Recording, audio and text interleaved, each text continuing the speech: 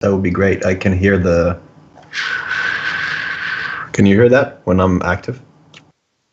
Like, No. does it go away now? When you're not talking, it goes away.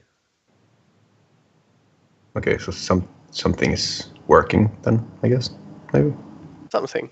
Oh, by the way, Sep. Yeah. We're live. I like trying new. Oh, hi stream. Let's talk about Hello, new stream. things that we'd like to Hello. try. Shameless, weird advertising, I guess. What is that bucket in front of you? Quino! Quinoa? Okay. Oh Tom, my what was God, that what happened? weird? I don't know. Was that but a bucket or something in front of you? I just saw that and I knew I had to get it because Jesus. jalapeno and cheddar. It's gluten free. Well, apparently so. I was just like, chips. Oh, jalapeno and cheddar. Yoink. What the shit is quinoa and kale? Quinoa and kale. That sounds tasty. That's the fucking punishment you weird. get for losing a bet. Well, maybe. Now, before Maybe even not. trying it, that's what I would have said. But this shit, I ate it up in 10 minutes because holy fuck, that was delicious. Actual jalapeno taste. It's like,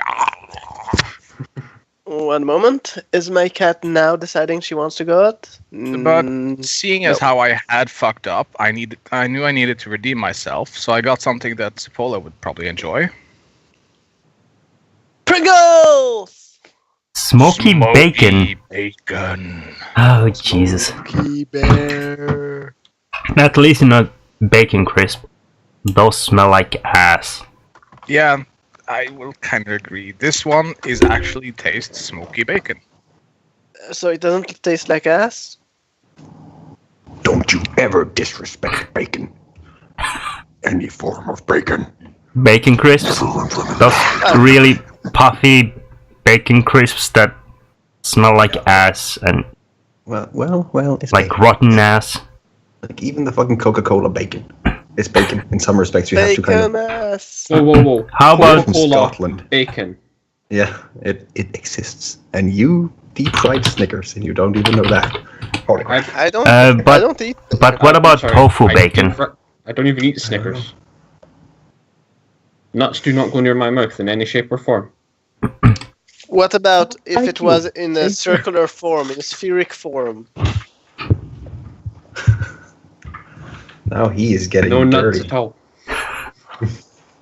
What about if it was in a form that was very tasty? Nuts! Nuts! Because I feel like the character is bleeding through. But we are live It is. and we are talking on stream. Yes, Yes, we are. we have been. Ever since you started talking about Skype and NoiseGate. Yes. This stream is not officially endorsed or sponsored by Firearms. Smith & Wesson since 1852, actually. NRA. And please don't drink and watch the stream because you might actually explode. No, you please drink and watch this stream, otherwise it might not be better. entertaining. Oh, This that stream might is be brought to you another- by the It would Second be Amendment. Extra entertaining. Extra entertaining. Shall we Yes. begin? If you want. Yes. I mean, we don't have to if you just want to keep bullshitting for the next 4 hours. We've I'm been down for known that to- too. I'm just filling out a tax form. That should tell you how What- much what he's did looking you forward fill? to this whole thing when he's idly filling out a tax form while preparing Yeah. for D&D. That just Let's means that all fill Roherden tax. will be the main target today. I thought that was the Always? pattern anyway. Roherden is our main target. Yep.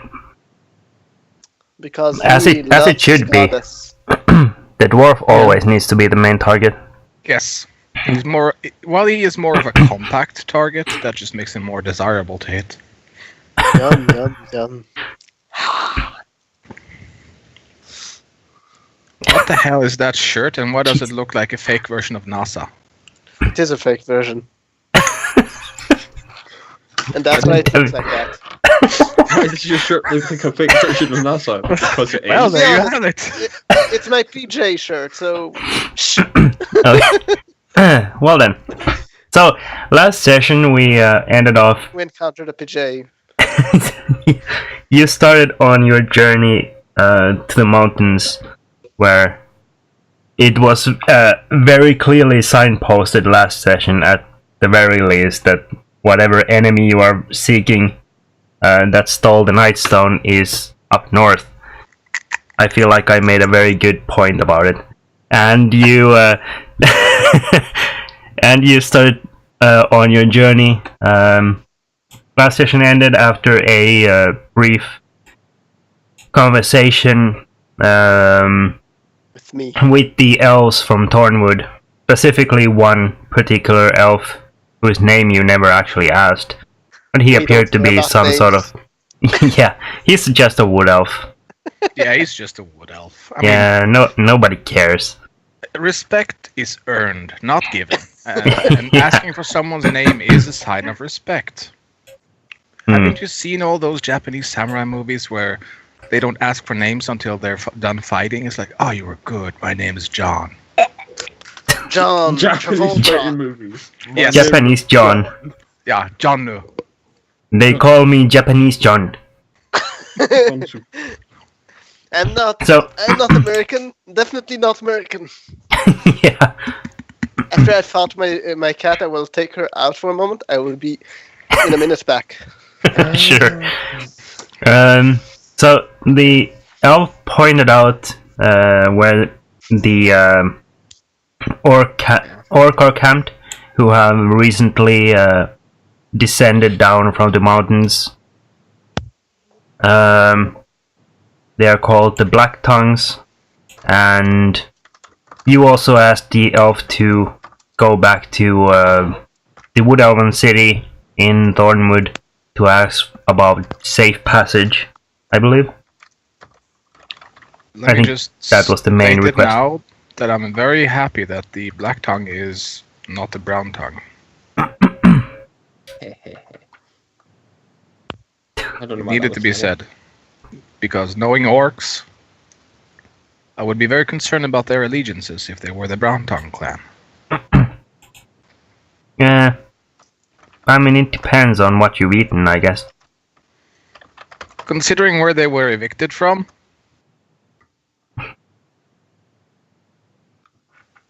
maybe they weren't brown tongue enough. So, you camp at the southern edge of Thornwood, on the western side of the River Mintar. And not in Qualana's Yeah, giant yes, glowing ball of hot death. yes. Klana's pink semi-orb of a hut is probably standing like a few dozen feet away from you, safely in the distance from you. I would like to point out I'm currently playing with my buttons. Of course you are. Yes, so we hear giggling and odd sounds from inside that orb, I'm guessing. No, because I think it's soundproof. Yeah, I believe if you choose it to be, it's soundproof. Yeah, I don't want anyone to know about my buttons. Oh dear. Well, I mean, I would rather hear that than imagine what the giggling and weird sounds were.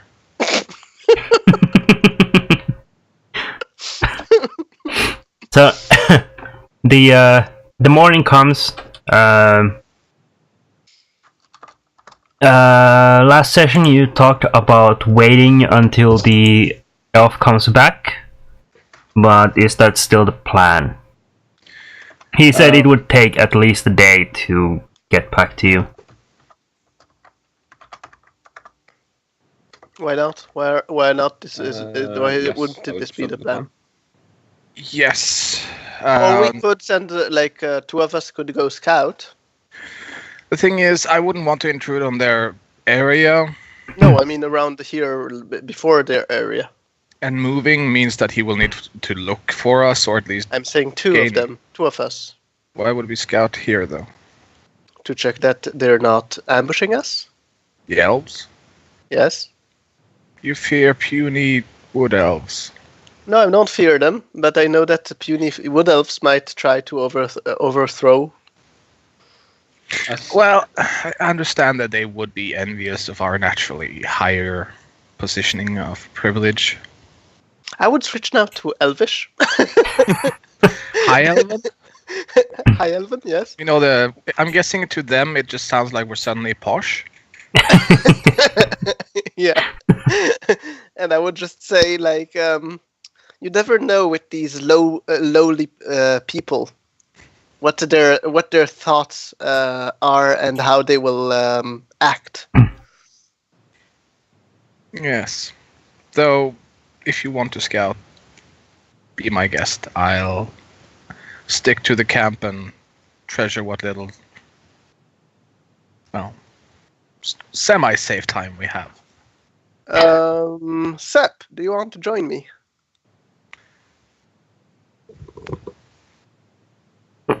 Okay, fine. I'll be right back. I just noticed that the thingy that you have on microphones to prevent breathing issues is probably on the kitchen table still. Be right back. Wait it. The microphone cocksuck. So, Sepp, Yes. let's go check the place out, shall we? Their name, Corinna, is Shump. Hurrah, Shump. Yeah, sorry, I don't remember your name. Shump, roll a perception check. I shall do that. Holy crap. Look, he is doing it to me already. It is like he is up to something. It's not that he's up to something, he just wants to check if you're dead. Yes. Perception. Yes. Let's see. I will cast Mage Armor on myself this morning. Sure. How long does that last? 8 hours. Okay. Do I find anything on my ground that I could just put in my pocket, maybe? You find several fire ants trying to make a nest in your bag. How awesome and how fast that turned around into my disconvenience. Well, I mean, You're able to shoot them off.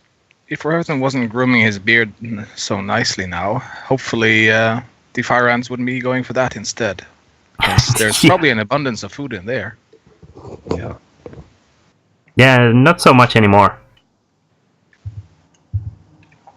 The real question is, does he look dapper now? Is he worthy of Sune? I mean, that's on a dwarven scale, I guess. So you're talking several braids? Sure. I mean, I guess that looks fairly dapper.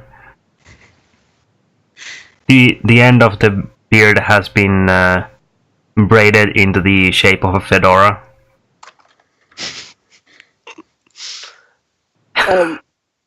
That's impressive. Yes, Quelena and Shump, you wanted to go scout ahead? Yes, so I would like to, well, let's see. What can I do in order to keep us nicely? Well, I guess that won't work. Okay, so, I would think that we want to travel along, like, I want, like, to travel, like, 200 meters to each side, kind of scout out and check that where things are, or if there's anything in this area. Okay, Like in a circle, a big circle around where we camped. sure. So, to your east, there's the river. Beyond that, you don't see anything or anyone obvious lurking on that side. To the north is the edge of the forest. The wood elves. I won't answer. I'm on. Yeah, the wood elves warned you about some sort of defense. Defenses set up. To your west, it looks clear. It's basically just gently rolling hills around here. Are there like things that might hide someone there, like big rocks or such? Not really. There's some low shrubs that you might be able to see little around in the plains around here. but nothing big enough to hide a full ambush. Okay, I will keep traveling to see also where we came from, that they didn't do a circle behind us Sure. during the night while I was busy playing with my buttons. Of course.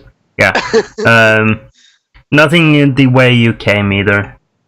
No sign of any kind of ambush. So I guess we did our circle, Yeah. right? Yeah. Okay. Yeah. All right. We will walk back then to camp. I just wanted to make sure that no one is close to us. Champ will pull a button from his pocket and then show it to Colena. Quilena will be like hypered and kind of jump onto jump on her feet, kind of. Ooh, a gift! Catch! And he throws the button. I will catch it and quickly put it into my little box and quickly put it back into my bag. Oh, and today I will do an arcane lock on the box as well. Okay. Good. Remember to mark down one ration, unless you want to try and forage. Is there anything to forage in this area? I mean, that depends entirely on your rolls. Alright, so let me try to forage. Let's see But what you happens with that. You don't really have any fishing tackles or the sort, so anything would be coming out of the nature. Or what you can grab by your hands, I guess. I could create a bonfire inside the water and see if that catches anything. Just massive smoke cloud. Or I could do a major image and just do as though I'm fishing. I will try to forage. What do I need to roll? Survival? That is a survival check. Oh wow, that will be awesome. Yes. See, okay. I told you it's awesome. Yeah. Did I find anything to eat? Nothing that befits a high elf. Let's put it that way. All right. So I will. What did I find? You're able to find all sorts of grubs and stuff like that around here. I will do a prestidigitation on one of the grubs and make it taste like a cake, a tasty cake, and offer it to Shump. Great. Thank you. Just as tasteful as all your other cooking, Colena. Did you eat it? I'm just wondering. Yeah, I'm guessing that's a constitution save. It's a grub. It's good for you. No, Grubs are. It's not a constitution check or anything like that. You put it in your mouth and chew down on it. You feel and hear this pop, and then your mouth fills with this almost liquidy substance, kind of gooey insides. Like and it, strangely enough, it tastes like a very sweet cake. Great. From now on, I'm guessing Shump will be looking for those grubs. Where are those? They are sweet. It doesn't count as a full ration, so you still have to eat something else. Use one ration. I would like to actually go hunting. Where? I don't need a bow. I don't think the elves would appreciate too much infringing on their forests, so... You can try. I could create an illusion for you to hunt. No. But there should be... what? I mean, is this desert area or is it plains? It's like plains with rolling hills. More like a steppe kind of area. You could find bunnies. I was more considering something like an antelope or something. Good luck. Well, I don't need to get close to it. I might not be a hunter. I just need to spot them in the distance. I have. To be honest, you can run them. You can outrun them. that I could. I could probably outrun them. Just come to it and just run after it, and it will tire before you tire. Here we see the jaguar preparing to ambush its prey. You just see Kothar going down on all fours, kicking with his foot, and just like, boom! Damn nature, you scary. Exactly. No, but what's the range of catapult? I'm just gonna click the spell. Let's see. Range is 150 feet. No, But that's where the object flies in a straight line up to 90 feet. Yes. So So you I can can point pick out an object 150 feet away and then shoot that 90 feet if I want to. So I should be able to get the drop on them, kind of snipe on them. The issue is going to be finding them, I think. Mm-hmm. So I'll bring Niniak out for a bit of hunting. Okay. Niniak can fly, and I'll be checking the ground. So I'll ask him. It doesn't have to be an antelope, just any four-legged creature that looks edible. Okay. Is that what you convey to Niniak? Any four-legged creature that looks edible over is at least up to my hip size, so there's some actual meat on it. Okay. I mean, it's a meal for everyone, so it needs to have some. Okay. So Niniak sits on your shoulder and then glances back towards camp and goes, "You have horses?" Let's try not to eat our transportation for now. We'll save that for a potential dire situation, but later. Very well. Think of it as finding a playmate, except you tend to eat it afterwards. I don't think that's how you play. It's a deadly game of catch. The most dangerous That's one game. way of starting it. Winner takes all, literally. Okay, so Want me to roll separately for them? yes. Make sure to roll for Niniak with advantage if you get it. Here's for Kothar.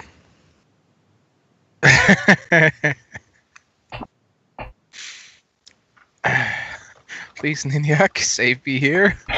Where's the perception? Oh, forgot advantage. There we go. Okay. Just double. Roll survival for Niniak. Survival. Advantage. No, not advantage on that, I'm guessing.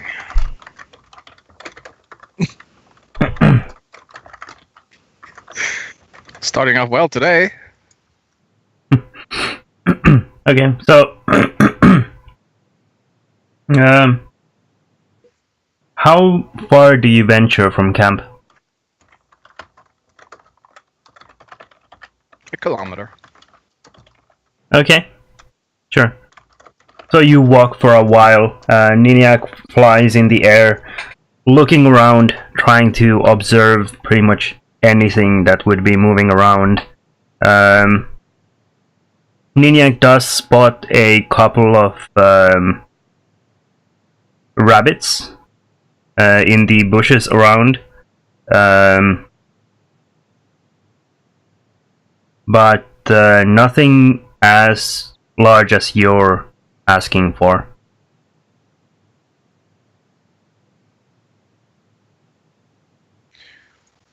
Yeah, we'll keep at it though.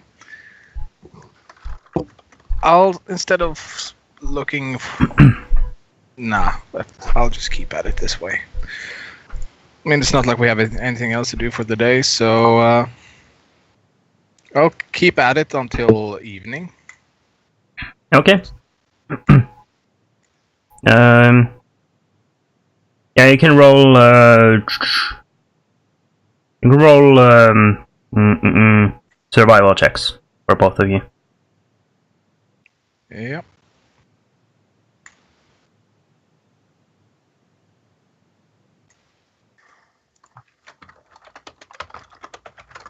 Okay.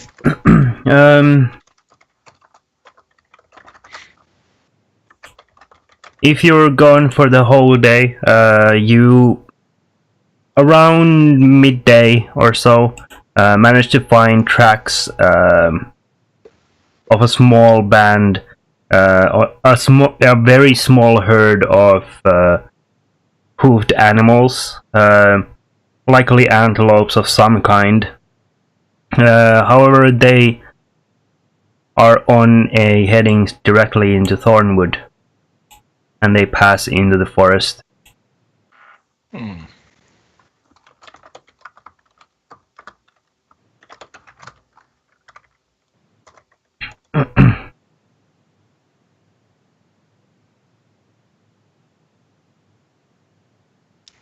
What the hell? Gotta stick it to the peasants a bit. I'll follow them into the wood.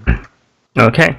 Roll a perception check for both you and Ninyak. Let's see. Reliant on sight. Sight. So for me, perception without advantage, Ninyak with advantage. Perception. Okay. So you see these tracks first on the side of a slightly taller hill than the ones around. The tracks descend down a gentle slope and directly into the forest. From where you are, the trees of Thornwood stand very tall. However, there is this like a hill in the foliage, following the contours of the ground beneath, where you see the foliage like shift from side to side with the wind, and then one moving in a completely different direction from the others, and it passes over the top of the hill and then down towards the edge of the Thornwood. And it is clearly moving, this large tree.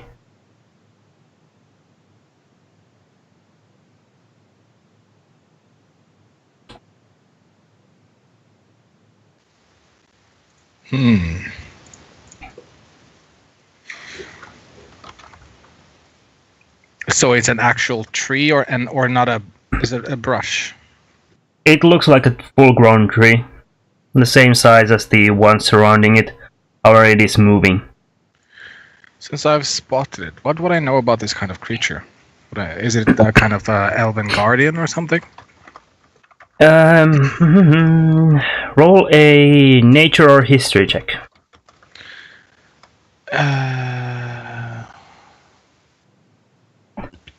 I'm guessing history, since I have some interaction with them. There. Okay.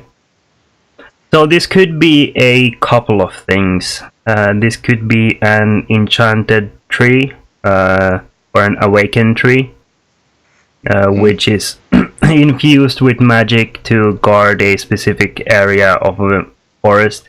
Elves have been using this kind of magic for ages. Or it could be a treant,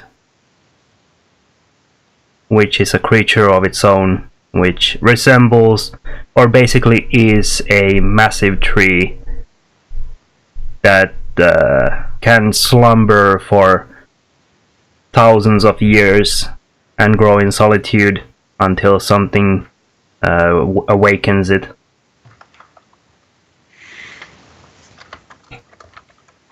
Okay, well, I'll head back out then. I'll make what is the blessing of Sylvanus's?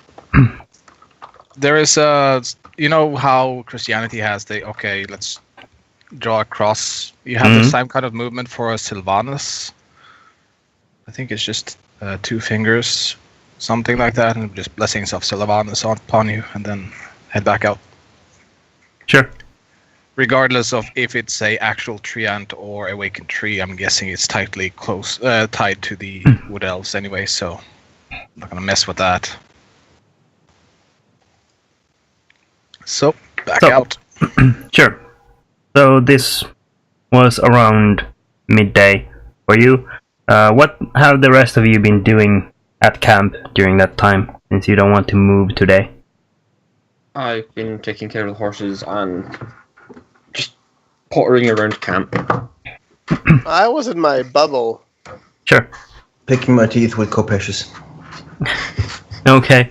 I would, by the way, I would occasionally like stick my head out and kind of ask, "Does anyone want to come in?" And then kind of stick back in and go back to playing if no one joins me. Yeah, there's a tea party going on inside, but everything's made out of buttons. And there are many illusions in there. Many illusions regarding buttons and some bears, but I won't go into details as to what exactly happens in there. Yeah, well, let's not explore that any more than we have to.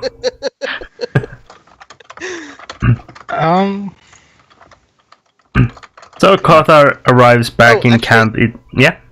There's one thing that I would ask. I would like to learn from Roherthan about his goddess. For me, I mean for my character. So if he's willing to teach me. Yes. So I will. But I will still not enter your bubble. Okay, I will sit on the edge of the bubble and just listen. And I will take time to my head out and kind of my rest discuss of the body is still inside. You just see this part of the head sticking out. It's like, And occasionally you can see my head retreating back inside and then coming back. And the bear sticking out for a second looking at you. So yeah. I will just learn as much as I can about his goddess. Alright. You can go on with, I'm guessing, with Kothar. Roherthan, Yes. what everything do you teach Qualina? What Sune? What kind of stuff do you tell her? Probably will be stuff to do with the Order of the Rose and all that area of stuff, since Paladin, that'll be where most of my knowledge will lie. Where can I read about it? But just for me, I mean as a player. Probably this. Let me just double check the Sune handout. Yeah, you can. Anyways, you can send me a message on Skype. So not to disturb Kothar. Yeah, I was trying to prod Roherthan to go into detail and into character, but okay. If you're willing to detail, if this is gonna be how it is today, then forget about it. No. Now I want him to tell me. Now I want. I'll go into character anytime you want, dear. Just.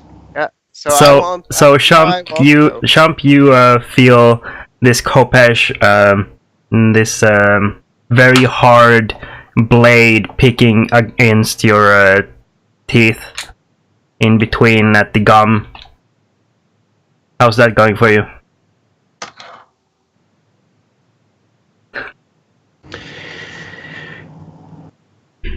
It went good until Kalena came out asking Roherthan for the gods.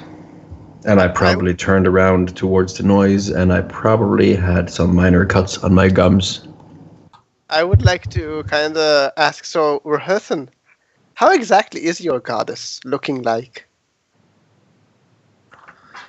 Listen, Roherthan, the sheep is asking what kind of gods you want to follow now. You can't just change gods, Carlina.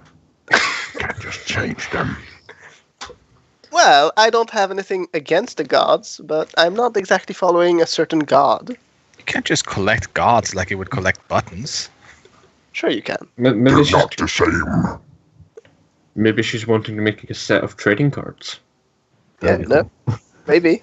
So, I still am waiting for Roherthan to answer me. I will. Yeah. He's quick cramming now. I'm cramming and filling out this tax form. Multitasking. Yes. Isn't it written on the tax form? Well, actually, I think I'm done with the tax. Yeah, tax form's done. Cool. Yay. So can you now tell me how she looks like? I'll try and not fuck this up. It would be That would be impressive. very amazing. I have a literal picture of her, and I will still manage to fuck this up. I bet. Yep, probably. Well, I mean, she's a god. How she chooses to appear can be different for anyone. That is true. This is your chance to just bullshit your way with all kinds of high-level religious things that mere non-believers wouldn't understand.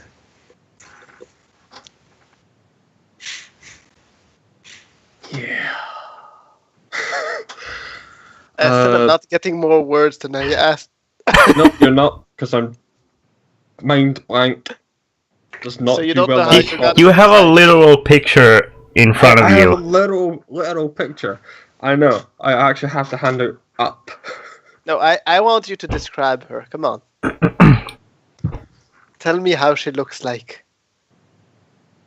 Human. You see Quilena already yawning as you say human? Yeah. Literal human. Yeah. No, no. Drawing blank. What? You said bike? I'm drawing a blank. You have a picture in front of you. I have a picture and I'm drawing a blank. Yes. Well, alright. I'm guessing that he will describe her with no description. Look, Kalena, she's hot, okay? She's got little red Yeah. hair and stuff. He's talking about her in her sleep. The boobs are bouncy. The butt is juicy. Her hair is fiery. And she does crazy stuff when she's dreaming about. You know, she's a god. She can do whatever she wants. I believe she could do a lot of cool things for you, too. I would like to create a minor illusion of just a boob jumping on the ground. In front of Trump. He'll kick the boob. Why? Shouldn't even attempt to kick the Wow. I will just come to Trump and ask, so you're thinking of me when you're describing that? Did you tell me something? What? Huh? I did. What did you say? Jesus fucking Christ, guys. I asked if you were thinking about me when you're describing that. I mean, No. me as Quillen asked that. No.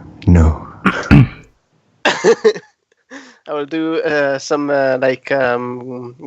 blinking at Shump, and then when I see I'm getting no reaction, I will just turn around and go back into my bubble, and go play back with my buttons and bears.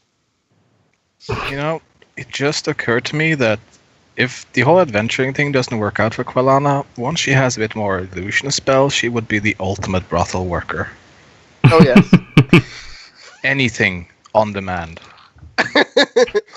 We already Yeah. have a job for each of us, I think. I guess that would definitely work. Yeah. I'm guessing that would be her dream in the future, but for now she doesn't know about it. Being the Brothel matron leader of a of a- brothel. Yes, Eh. a brothel of pure illusions. There's not a single actual worker there, but it looks like it's a full, lively brothel. And think about it, when I reach level 11, I can get some of them to feel real. They look so real, it almost feels real. That's why you pay double. Because it's not sinning against your wife, because they're not real. Wait until level 11, then Shump can really kick a boob on the floor. At Then level it- 11, then it- he's forgotten. Then it will be actually sexist to do An that. actual bouncing boob, too. Yeah. Why He'll would kick be it and sexist? it'll just bounce over there, and it's like, what? the Horrifically, fuck? horrifically sexist. So, How is it sexist?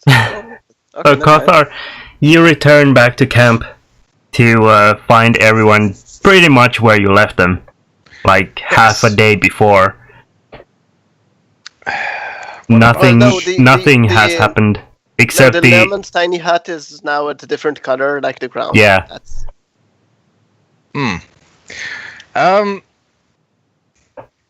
Odd question. Hmm? You said the river is nearby. Yeah. How fast do fish swim? That is an odd question. I like where this is maybe going. Are we taking a bath all together? Why don't you make a nature check? Oh dear. Just double check that I'm the right person. It will tell us that the fish fly with his nature check. Oh no, he won't. Oh, it's intelligence. Never mind. Okay. So,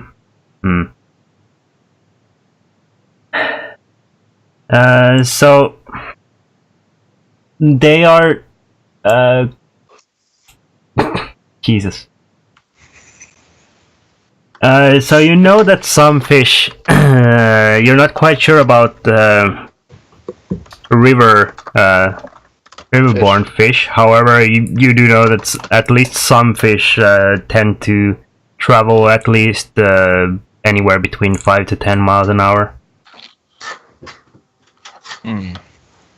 But you're not sure what fish you can expect here. Salmon. I'd go. What happens if I knock on? Since Qualana hasn't actually let me in there, do I have to knock on that Leomon's hut? And does it actually make a knocking sound on the inside? I mean, I guess since it blocks all sound, if you want it to, then it would just be silence. You're muted. I'm muted. But I would notice him, wouldn't I? Because You see everything clear as day out, but we only see the color. I will wait until he knocks, and then at his second knock, I will make it so his hand goes through. Sure. Knock. What the? Very concerned. I will stick my head into it. Yeah, you will see me with a minor illusion of a bear and with several buttons on the floor. And we won't go into more description than this. Because we're streaming.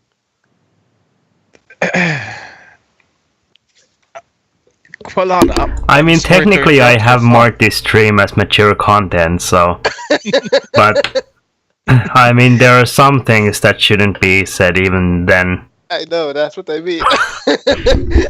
You know, bears, Quilena, buttons. Buttons. Wow. And, yeah. But if it was transmutation, it could be something else. Never mind. Qualana, I have vaguely forgotten full repertoire of your abilities. Do you have water breathing by any chance? Do I? Let's see. No, but I could make you as light as a feather. That will not help me where I'm going. I could make you... Actually, no, I could swim, though. How so? I don't need to breathe. I have Ultra Self. That won't help me, though. I didn't say it will help you. I said it will help me. I'm hankering for something else than rations, and at least the fish look lively, I hope. Well, do you know anything about hunting fish? That's why I was asking for water breathing, because even with the extra drag of water, I'm sure I could keep up with some fish. Well, you could use your little pets there to hunt them. He doesn't seem to need to breathe, as far as I remember. What do you think, Niniak? You want to be a fisherman?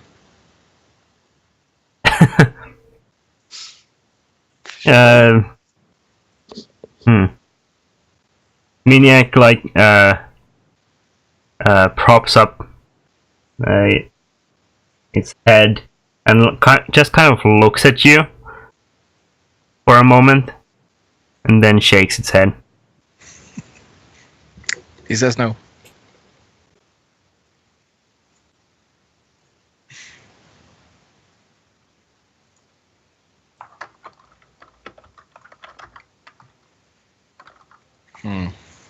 Next idea. How long can I hold my breath? Not giving up on this fish yet. I just Hold on. something to But do one with second, why not constitution. me? Why aren't you willing to let me do it? Did you offer to do it? You just I said did. that you could, but you didn't actually offer. Sorry, I was actually muted when I offered it. Ah, well, by all means.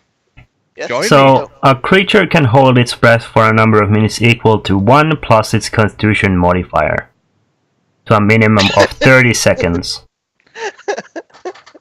When a creature runs out of breath or is choking, it can survive for a number of rounds equal to its constitution modifier, minimum of 1 round. So not long for you. I can get pretty far in 2 minutes. Yes, I'm guessing, but you need to find the fish first. Yes.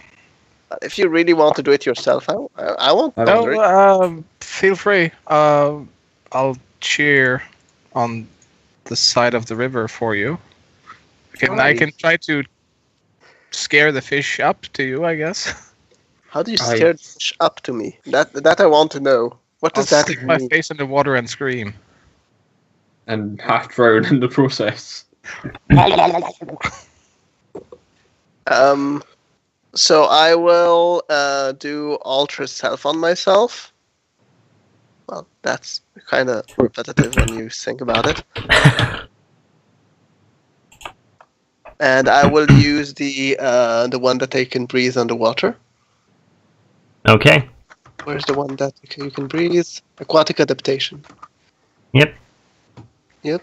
And I will go for a swim. Searching for fish. If I see any sharks, I will get out. Sure.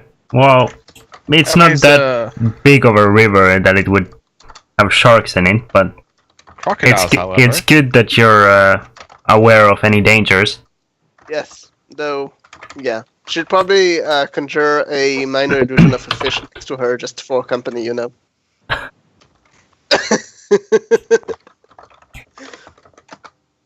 Yes, so I have gills and webbings between my fingers, so I can swim, but I can breathe. So I swim equal to my walking speed. Sure. So, so you jump into the river and trying to find fish. Lothar, what are you doing? You. Not much I can do. Join me. The Wait, water's good. actually, there might be one thing I could do. Let me double check. The aquatic adaptation thing. It just converts your normal movement speed to swimming speed, right? Or is it a set swimming speed? What does it You text adapt say? your body to aquatic environments, sprouting gills and growing webbings between your fingers. You can breathe underwater and gain swimming speed equal to your walking speed. Okay, good. I'll cast Long Strider on you then. Mm-hmm. Get 10 more feet. Yay! Okay. I'd really need that next level. Then I have haste. That Okay, swimming will be so- awesome. So the river right here is quite wide and very slow moving. However, as you plunge into it, you notice that it isn't actually very deep at all. It's about the same depth as probably a Shump is tall. So How tall is Shump? Almost 2 meters. Okay, so yeah, Good something definition. like that. So you can pretty safely swim around in there. Um, I have it up to an hour, so yeah. fishies. So I guess we see like the top of your head going zigzag from Yep. one shore to the other as you search for fish. And I'm guessing because I'm not actually someone that came from any background of hunting, I'm kind of knowledgeable about where I'm going with this. I'm just trying to also kind of call them out like fish. Oh, even come here, better. fish. Sure. So you can probably hear on the shore just this kind of bubbling whenever Quellena's head bobs down and she yells at the fish and then comes into an audible, probably common if you're yelling in common. Because I don't Yeah. know if the fish understand Elvish. Yeah, sure. So, I don't want to confuse them. Quellena, make a survival check. Survival. Yes, with disadvantage. Well, now you really want to kill me. I mean, I already have a bad survival, and then you want disadvantage added. All right, so I'll do it twice. Here you go. Okay, perfect. So, Quellena, you don't see any fish around in this river. Kothar, Point out I did see one fish, the one that I cast a minor illusion as. yes, that you saw. Yes. Kothar, make a perception check. Let's see. And Shump, are you near the river? Yes, I will stand and Sure. Make I a make perception one check for- as well. Should I make one for Ninyak as well? Sure. Rohirden, are you near the river? I have heard them and I have went over to see what the hell was going Okay. on. You can roll a perception check as well. Whoa, Shump. Is it sight, hearing, or smell? Sight. Advantage for him then. Okay. So, you guys on the shore see it very clearly as Quellena just kind of swims around, calling for the fish, yelling at them both on the surface and beneath the water. To be honest, I don't Uh, need to go up. I mean, I can Yeah, keep underwater. that's true. I'm just covering all the bases. All right. So, Quellena, you don't see any fish. The rest of you see like this scramble of fish, like downstream and upstream, like just out of reach from Quellena. They're like scrambling in both directions away from her. I'll just I'll look at the other two and with just like, you know, if we're ever paralyzed and at the mercy of having Quellena feed for us, we should just bite our tongues and try to end it early. Why? I'm trying to get you fish. She will kill us with kindness, I fear. I just look at Kothar and just nod. Well, you could actually, I mean, tell me where I the throw fish a rock are. in the river and try to hit Colena. Like in the basic, just to get her to notice me. Okay.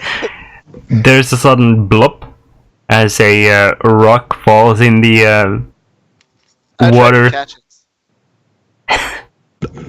Thinking it's a fish. I mean, basically, my character just thinks that fish has just jumped up to her, and I will try to catch it as it comes. And Sure. once I catch the rock, I will kind of get up and kind of look at the shore to see where this rock came from. Hey, Colana, I look at him. Yeah. you Are suck you at coming this. for a swim? No, you should just quit while you're ahead. I mean, What do you mean? I'm trying to fish for you, have you ever heard the phrase, there's plenty of fish in the sea? but we aren't in the sea. No, but you still wouldn't be able to find them. So help me. Come join me. Well, I don't like to be wet. And you I don't are mind you already... being wet. That is just uncalled for, Colena. This is a matter of survival. And you're not providing? Well, I could provide during the night, but for now, I think we should focus on the fish. Colonna. Trying Yes? to keep it civil. What? And you are not very civil. But what you're trying to do is clearly not working for you. So explain to me how I must hunt it. Might I suggest going upstream, but don't take it on my account, but fish have very good hearing, so you should try sneaking up on them. Oh, not yell for them to come to me? Yes, they're not very willing to die, I think, so they don't want to swim into your hands to their inevitable doom. All right. Also, you kind of Your smell like tactic. them. I will do a Likewise, prestidigitation. I will do a prestidigitation at Champ and soil his clothes. Okay.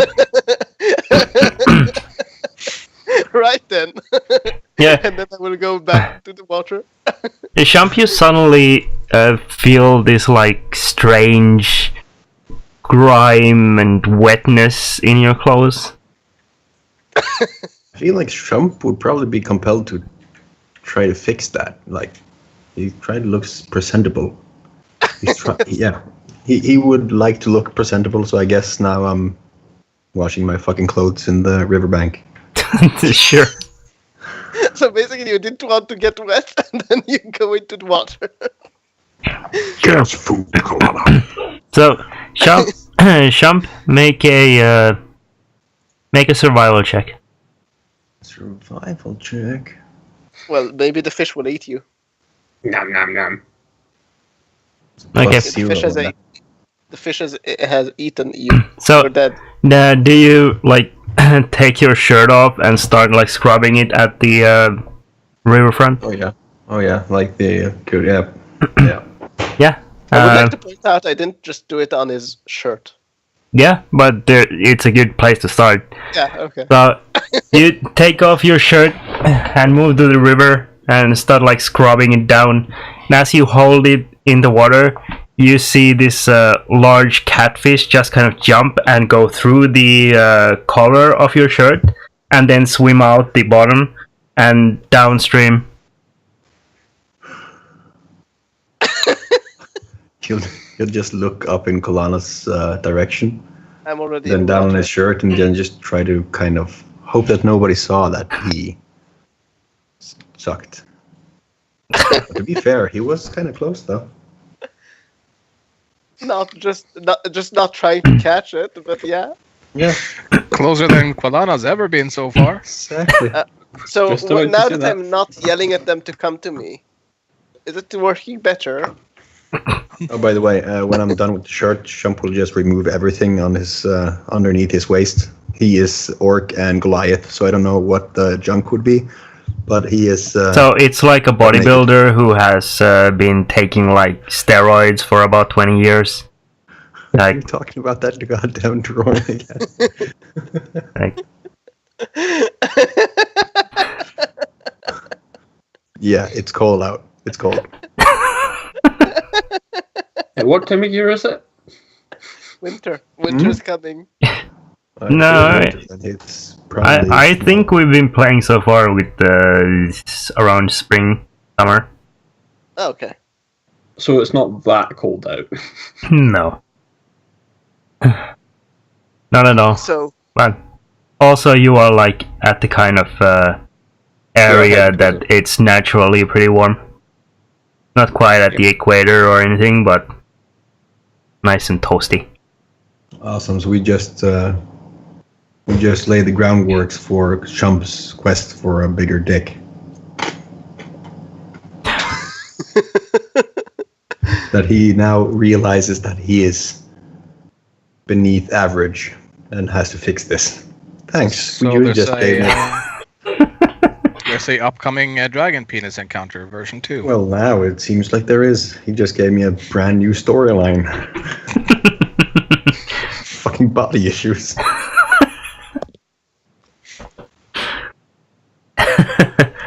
It's not the size that matters, it's how you use it. Also, Isadora wouldn't like it if I was actually proportionate to an orc and Goliath, I guess. I mean, your whole point about being part Goliath was to be endowed, so have to chip away at the basis of your whole character. So that's why he thinks he fits well with a child.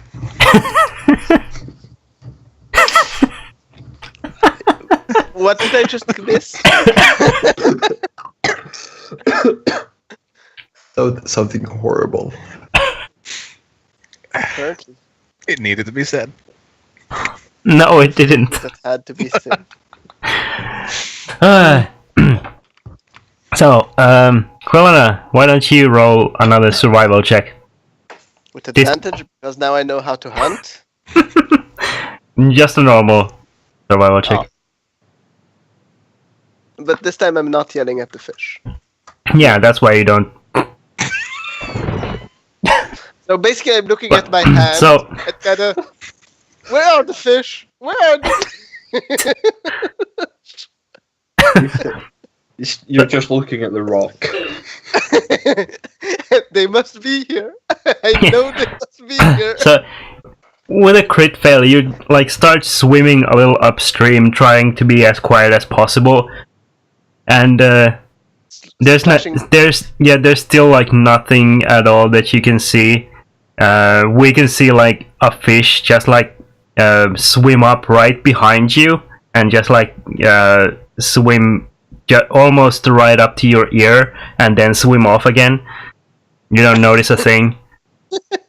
I'm busy looking at the rock. That's Yeah, very, very interesting. you like pick up a rock from the bottom of the riverbed and just like look under it if the fish is hiding down there.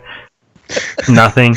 But from a different camera angle, you see the fish is just following the rock behind it.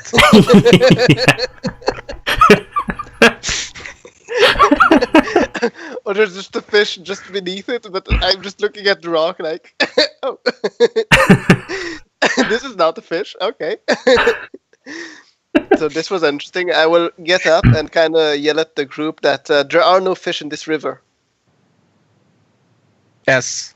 I'm sure you're correct. This river is devoid of all fish. Well, I tried for like at least I don't know how long I have been trying this, but how long have I been trying this? Probably a good 15 minutes or so. Yeah, so I will kind of say that, and say maybe we need nets. Does anyone have nets on them? Not unless you've been hiding some kinky stockings. Ooh, maybe. 1 second.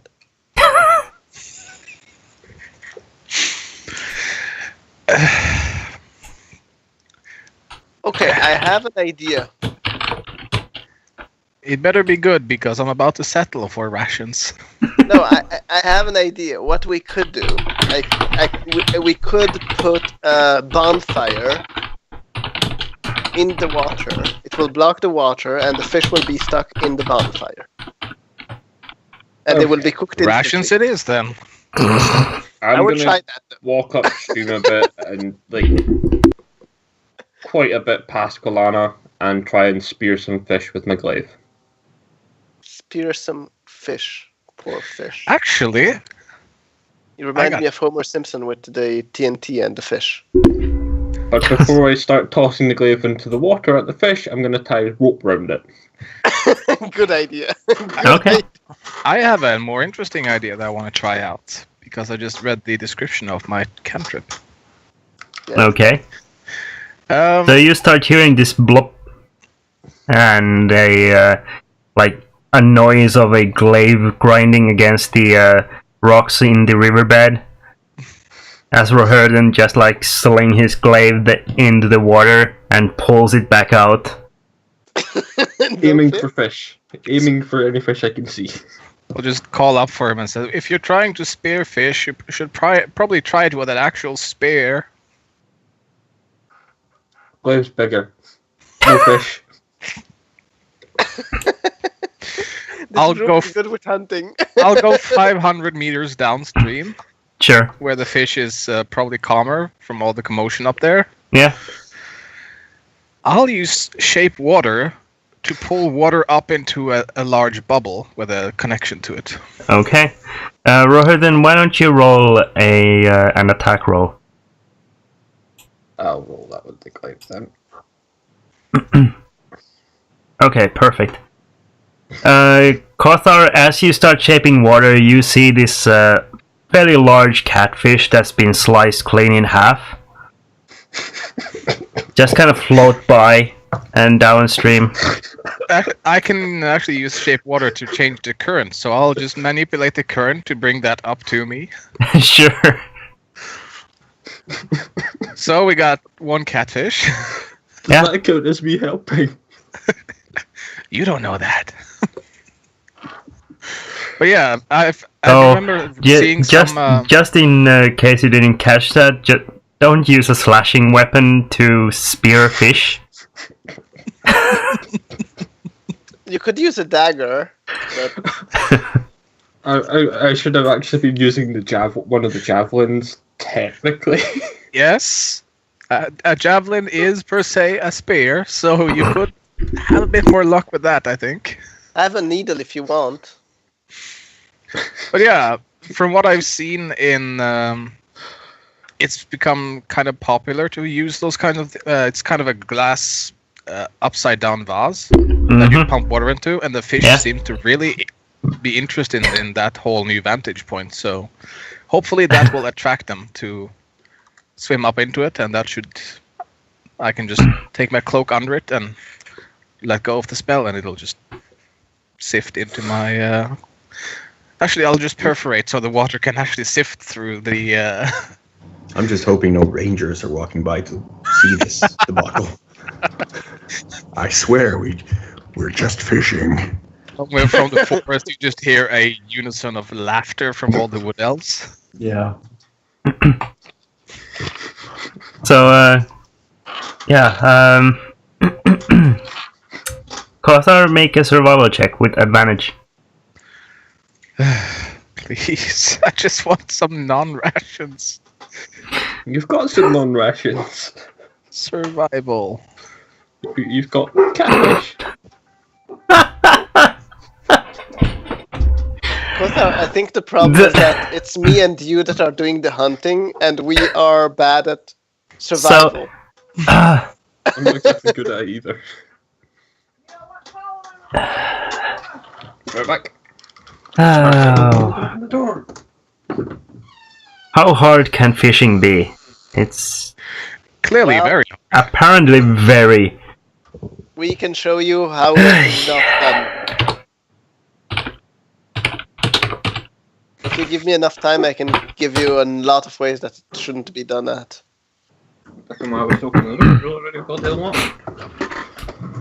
So, that was actually Niniac rolling survival, by the way.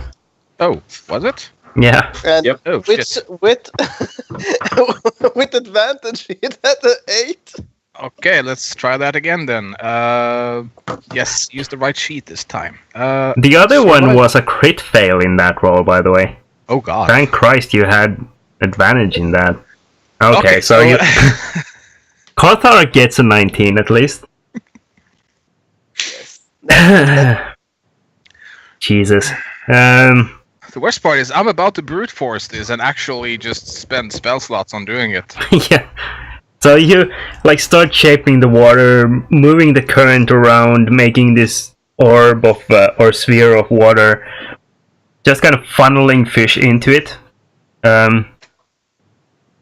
You do this for however long your spell lasts. So Well, it's a cantrip, so I can just continue doing yeah, it. you can keep using it.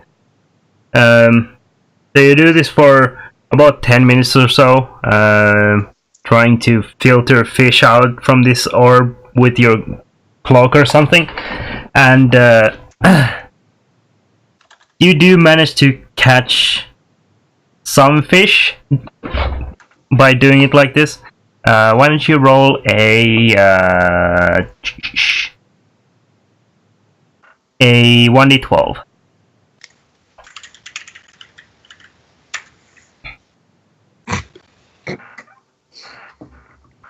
You're good. You're good. You should roll. You should do a roll for the pounds. That one fish. He kind of caught this tiny fish, this goldfish, and it just That's like the catfish that I cut in half. Yeah. So you have the catfish that was cut in half. You also managed to get this really fat salmon that would probably feed all of you today. However, that's about it. The rest are like trash fish. They're too small too, even for Ninyak. We'll settle for that. I can create a bonfire. Yes, well, that bonfire will be useful soon. Gotta grill the fish after all. You finally get a 19 on a survival check, and then you roll one fish out of it. I'm sorry. Just it wasn't meant to be. Nope. Apparently. So when you come back, you can see this dome made of what Quilena thinks fish are colored as, which is basically either yellow or pink. And I raised the temperature in there to dry up. I raised the temperature in it. So we'll see how that goes. Well, hopefully our esteemed dwarven chef here has some parsley and some lemon. Nope. I can actually flavor it. That's unfortunate. That would make some excellent fish. Yeah, but fish Colena, with that. you're warming your clothes, I drying them. have Yes. cloves and saffron. I am warming Saffron my will own do. clothes. That will But do I nicely. can do a Saffron and precipitation some in the little meanwhile. cloves. Just be perfect.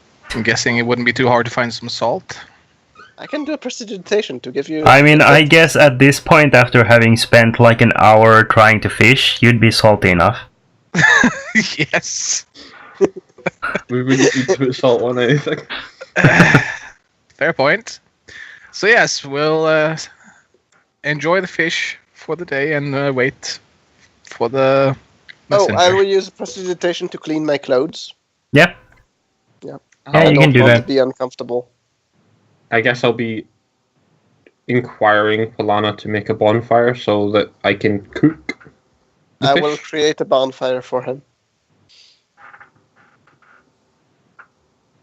And I will do a minor illusion of a small piglet roasting above it.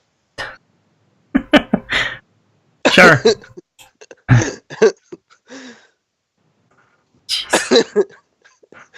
So you start cooking the fish, and spend the rest of your day doing whatever. That. Yeah. That. I mean, after Yeah, fishing it's- for 1 hour, we are going to cook for the entire day. Yeah. I I guess. feel like I'd need the entire day just to make sure the fish is cooked properly and doesn't turn out like the jerky. Yeah. So you take good care of the cooking. Yes, extreme good care. When night eventually falls, Falls? yes, night falls. And That must hurt. you start getting ready for another night spent here at your little camp. You see the elf walk very confidently out of the forest again. He waves over to you as he walks up towards you. I want to know what his reaction is to my dome of yellowness. He just kind of like puts his hand up in front of his face, blocking it out of sight. Let's just smudge that out. Yeah. That does not exist. What I can't see doesn't exist. Yeah. Let's keep going. I refuse. Yeah. Kothar will greet him. Yeah, he like very intentionally faces another direction so he doesn't have to watch the hut in the background. Yellowness. Yeah. Kothar, you walk up to him to greet him, and you see that he has this like shit-eating grin on his face. Mm-hmm. He stifles like a laugh and shakes his head, and then like gathers his thoughts for a moment before finally going, "So, I hear you've been fishing." Yes. Sometimes the fish gets you. Any news? Well, my scouts around here have started placing bets on your survival, so... Let's just say that I would ask that you put us out of our misery if we ever rely on it. Well, I hope you have plenty of rations, that's for sure. Yes. I did catch a nice one in the end, but let's just say it's... I wouldn't count on my luck for next time. By the way, our scouts have been eating very well. Whatever you did, the fish back up on stream. Disconnected for a moment. Mm-hmm. Which Right, yeah. Some sort of glitch again. Oh well. Yeah, I can't so- even connect to Twitch, so... So, the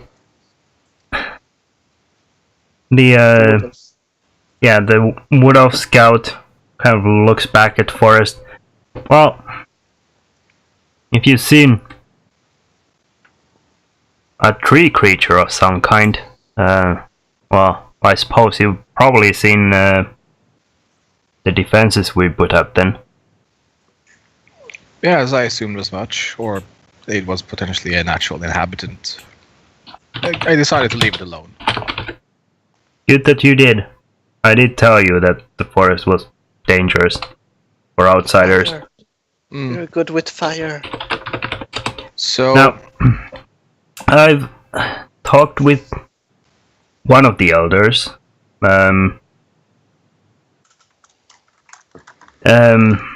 Regarding your passage through the forest, that can be arranged. A meeting with the elders, that is a more difficult matter. They aren't exactly welcoming of outsiders.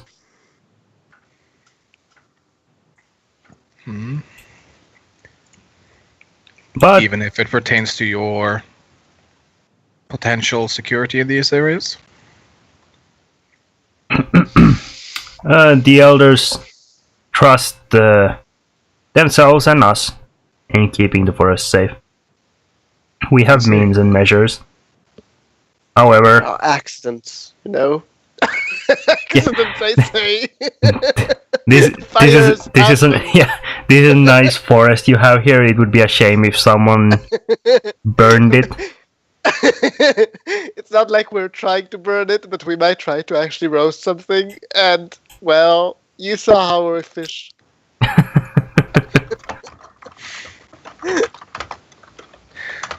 Well, you said it would be difficult, but they would not turn us down, yes? Depending on what you do from here on out, how you deal with the orcs and whatever it is that you are looking for, it will depend entirely on that. How old are the elders in your council? Oh, several centuries. I believe the youngest one is close to 500. Well, I'm sure it'll change their minds a bit if I mention that it's pertaining to the warlord who used to terrorize this region. I'm sure you wouldn't mind safeguarding a potential return of him. Well, I don't know anything about that, but I can forward your message, as I have so far. Just a question. Is he in range of if I want to throw a tiny bone at him?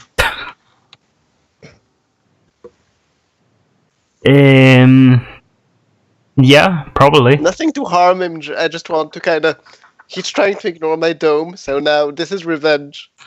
Sure, yeah. He'd be within range. And take Alright, a fairly I will- nice throw, though. I will try to hit him. Well, let's see if I Okay. can. Where do I do this? Do you have any kind of ranged weapon? Dagger? Mm.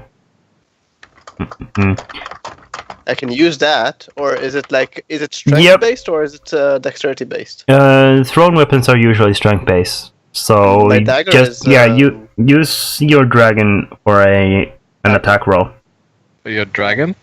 My dragon. Your dragon 1 second. dagger. Your pet Submarine. dragon. Pocket dragon. I had this red dragon in my pocket. This whole time. This ancient dragon. This is not Okay. really the damage because I just Yeah. want to hit him like with tiny. So, let me just double check. But after I throw it, I kind of go back into my dome and sit there. Sure. Yeah, you hit him. Yay! You wanted to hit him like in the head or a shoulder or something? Just in the shoulder, nothing Sure. to hurt him too much. Just Yeah. There's just this tiny bone that Dome. suddenly flies out of the hut, Dome. and the scout Actually- talking with you, Kothar, he just kind of like feels the hit on his shoulder and turns and sees the garish hut and just go, and he like blocks his view of the hut and tries to look around for what it was that hit him. and he sees that tiny bone. It's good that I have 57 more bones. Yes. Though, for clarification, when it comes to throwing weapons, as long as it has the thrown property, Yeah, but it would be, use the regular weapons attack roll. So, if Yeah, but it's improvised a weapon. hand-axe, yeah, improvised It would be weapons strength based. is I don't not have anything actually based in strength. anything. Yeah, so just a D20. It's essentially an improvised weapon. It counts as a thrown weapon based on strength. Okay. Let's see. But yeah, if that would change their mind, Seth, stop it. he could bring that news. I'm guessing they're somewhere up there. So if we head straight through the forest and he meet back up with us on the edge of the forest there, we can try to deal with the orcs on the border. And then by that time he will bring back word, I'm guessing.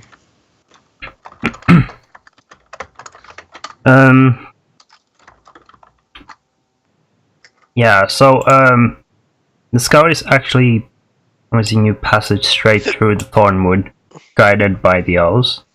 It will take a couple of days through the forest to the orcs, And he if will you need want to head that way. If you want to head straight to the mountains, then he would probably guide you over to the northern edge. Well, we need allies to get up there, or at least guides, so if that changes their mind, that's worth doing it. And regardless, we'll want to do with something with the orcs, which might also help with changing their mind, so I would suggest doing that. I have a lovely way how to convince the orcs. It has to do with bears and buttons. I mean, you have a half-orc, so... I mean, Yep. A very It works, charismatic yeah. half-orc. yeah, a half-orc I that mean, doesn't know I know anything how to about get it orcish moving. culture, but a half-orc nonetheless. I know already that the gnomes get people moving, so Yes, but I'll tell him to bring the news about the... I'm sure someone in their council will recognize the potential threat the mentioning of the warlord is, so... And I'm guessing you mentioned somewhere that the Enclave, or you pointed in somewhere in this region, so since he's probably more fleet of foot, he would either catch up to us by the time we reach that point, or by the time we're done with the orcs anyways. Yep. Probably. Okay. So we're going through the forest to the orcs. Yep. No, we're first going to sleep. It's night. Yeah. Sleep first. I'm not going in there without. I mean, at night. Yeah. And it'll say what's the Spoken time. like a true lady, Kalena. They mostly come know. out at night. Mostly. Well, no one will come out from me. I will cast a. Actually, I will ask Gothar, where do you want an alarm system going?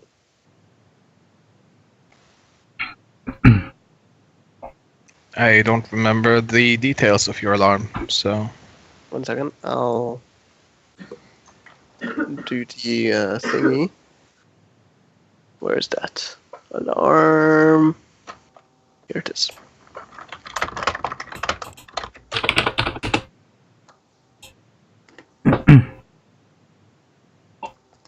There you go. So basically, you could just make a 20-foot cube. Yes. That'll be fine. Just set it with your tiny hut as a center. Alright. That's what I'll do then.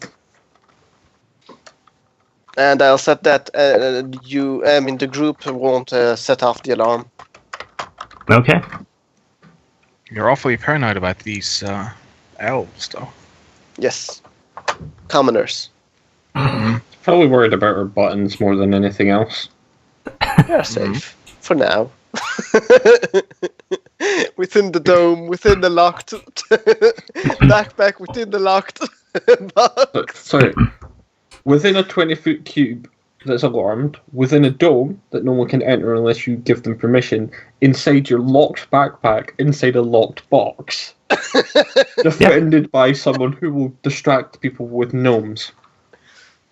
Well, that part isn't actually a defense. I mean, to be fair, you haven't been on a party with a rogue in D&D, so you don't know the horrors. Well, just because she's paranoid doesn't mean they're not out to get her. Yeah. I'm still thinking they are. So, you head back to bed. The scout that you've been talking with says that there will be someone waiting for you at the edge of the forest the following morning whenever you're ready to head out. He will rush on ahead and go talk with the elders again. At dawn, look towards the north. There will be a white wizard on a white horse. And he will do a lot of light in the eyes of the I am Elminster! And suddenly everyone is dead. What ho, fellow travelers! So, yeah. The night passes uneventfully, again, under the watchful eyes of the elves from Thornwood, who watch over your camp, watch you sleep. Mm-hmm. Perverts. Yes. Kotar will actually have slept in the dome as long as Qualana agreed to make it earth color. Okay, I will make it earth color, but it will add a slight orange tint to it. I will sleep outside the dome with my back against it. Okay. For such a paranoid person, you really like to make a target of yourself. And Shump, where are you sleeping? Parallel with Roherthan on the other side of the door. Okay. I will. If they're sleeping against the dome, I would like to. When I wake up in the morning, cause the dome for a moment to kind of let them through, and see how they fall back. Wakey, wakey, eggs and ground. And then I would say like, "Oops." as you wake up and start doing your morning rituals, you see one of the wood elves at the edge of the forest. He has this like long fishing rod that he's just like flicking into the river. He pulls out this large salmon and like takes it off the hook very carefully and then puts it back in the river. I would like to do a minor illusion of a flopping fish right next to him. Yeah, he looks a little bit startled at first. Then he turns around and tries to pick up the fish to free it back into the river. But his fingers go through it and the fish disappears. He looks a little puzzled. The disappearing fish act, it's well known. Oh, woe be unto ye. One moment, I don't understand. He's hurting the fish just to show us that he can fish? You haven't heard of sports fishing? No. I mean, yes, but yeah. No. Capture not and release. Quilena. Yeah, catch and release. No, Quilena doesn't know anything about that. I mean, you saw her skills with fish. True. It's a miracle that Quilena has ever even seen a fish. Goldfish, man. Yeah. A pet goldfish that they had in the tower. And they were illusions, and they were pink. Some of them probably had beards. So, the morning comes, you get up and pack up your things, and then head off, I'm guessing? I would like to count every button of mine before we head out. Okay, so 3 hours later. Doesn't take that long to count 100 buttons. So you wanted to go to the orcs first? Yes. Okay. So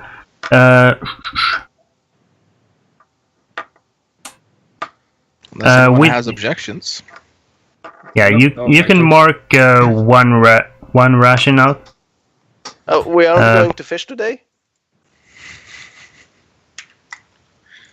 One We ration. already know how to do it now. Someone like floats the idea around as you're moving towards the forest, and you hear this like raucous laughter inside the forest. Please, you're laughing at us. I would like to kind of always... I will just cast a mage armor on myself as we enter. Okay, Mage armor. sure. Second, just removing one charm. So, traveling with the elves through the forest, the whole forest kind of like looks like it bends almost to their will in a way. The path in front of you basically like carves out in front of your very eyes, like opens up to allow you to pass on your mounts. And actually, I need to add one button because Shump gave me one. Yeah, and you're able to travel at a fairly fast pace, crossing the entire width of the Thornwood here in a single day. You would arrive at the orc camp late in the evening. Do I need to worry about the elves swarming around my mount this time? Yeah, at first. However, once the initial shock has passed, they kind of like one of them like takes charge of the others and keeps the others like at bay, and keeps them like escorting you instead of ogling at your Kirin. Awesome.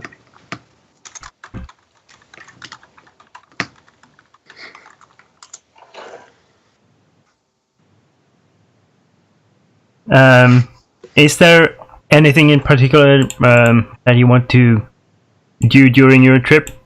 Oh yes, I would like to try and if I can find anything to pick up to eat, like berries or such.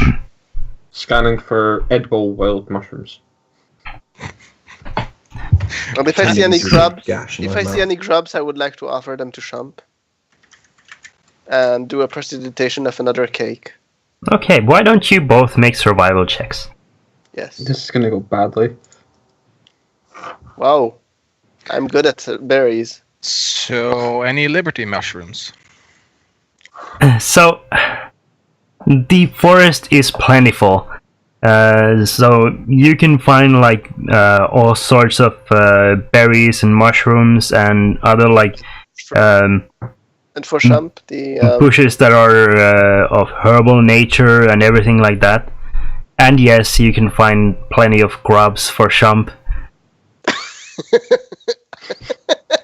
Grubs are rich in protein. yes, I don't want it to lack protein. To be honest, I mean, off character, she's being nice. So, He needs the protein for that potential marriage when he gets back to town. you can both roll a 1d4 What? if you want to gather all of the stuff that you find. You can find Rohirden, you get enough to count for 3 rations. Quelana, you get enough to count for 2 rations. Okay. For all of us or for me? For you. Okay. So add 3 to my rations count. Yep. And there's no liberty caps. So basically, I eat one of them today. Yeah, if you like, you can like munch on the way through. So, berries. Alright. So one. Kothar, you can roll a. You would have to identify it, so roll a nature check. Oh my. Nature. Okay. Wait, That's- that was with advantage. I didn't mean to. So the first roll is 14. 14, so it's still 17. Yep. Yeah, you find some liberty caps amongst the other mushrooms, Good. growing wild in these small clusters along your path. Good. Some of the wood elves behind you, you can hear them like talk in this very rural accented version of Elven, because they're wood elves and commoners clearly. It's like you know when Germans call Austrians farmers because they have that very distinct accent. It's like Yes. that. Like sounds the same to everyone else, but to you it's like horrible. Gosh And- dang it, Baba. Yeah. And they're like commenting specifically on the collection of the magic mushrooms. These damn high elves always looking for the next high. Unbelievable. I'll just turn to them. Such- And say, I am a high elf after all. They look at you deadpan. Good. And How many did I will- found? Roll a 1d12. And roll a 1. 4. Or Well, it's not far from one. Convenient. There's one for each. Perfect. No, I have something else in mind for these. To be honest, by Right. the way, we can burn this forest. I still have the liquor. Oh, Jesus. Let's not So burn this bridge just yet. you get to the northern edge of the forest after a day's travel. You are about an hour from the orc stronghold Mm. that the elves point you towards. How does it look like? The stronghold? Yeah. You're not within viewing distance Oh. yet. Still have some ways to go. The it question night? is, yes, you arrive at the edge of the forest in the evening, so you would be late at night at the orc stronghold. One moment. I won't. Unless you want to camp out and... I think we should Wait. stop before we get too close. They probably have scouts anyways, but Yeah, let's and stop we at the don't edge of want- the forest, since that's where I told the other scout to meet us. Also, during the travel, I'll be using prestidigitation to dry these caps for storage. Of I course don't you think will. prestidigitation can dry. Well, I'll I just... mean, there's no useful appliances for prestidigitation. Sure there is. You found one of them. Sep, Prestidigitation is universally awesome for anything. I can actually make the suggestion in Twitch chat. What? What? From chat. Shroom Shine. Well, and so ends the campaign, and now we're switching to a Cthulhu-based mythos. Ravencroft or something? We're all high as fuck. Yes! It suddenly turns into a horror. Yeah. This strange mist rolls around the entire party and envelops you. Yes. And suddenly you hear this very classic laugh in the wind. Like, Oh no, they must have Tremble. released the thing from the Mythala. No, it's missing I turn around and go, shut up, Quillana, stop laughing. one adventurer, two adventures, three adventures, four adventures, 5 adventurers. Oh wait. Wait. No. So, it's time. one familiar, No, not the familiar. 2. Leave Niniak out of this. Count as a familiar, technically. No. Technically, it has. I Traits of would it. like to find 4 small pebbles on the floor. Yeah. You can find And- them without any issue. Yeah, and I would like to cast light on the 4 of them, Okay. as they are in the edges of the camp. And then I will put my alarm system on, and then my little dome. In the colors this time green with a slight tint of pink. Green light. No green light. The light will be. Well, I will do it yellow just for Kothar, so he won't be annoyed by it not being fitting the environment. There are 4 lights. Yes. Now they are. Okay. So, So It's a 1 hour. pity you don't know the reference, otherwise you would insist that, no, if you look closely, you might see 5. Are you sure you don't see 5? I'm in my dome. we're not bringing Star Trek into this. Why not? It's the best. Who's going into my dome with me? Well, I'm actually, taking care of the mounts. Was it the evening? Yes. Night. Yeah. I want to actually do the diplomacy with them in the evening, rather, because they should be nice and liquored up. I hope. Really?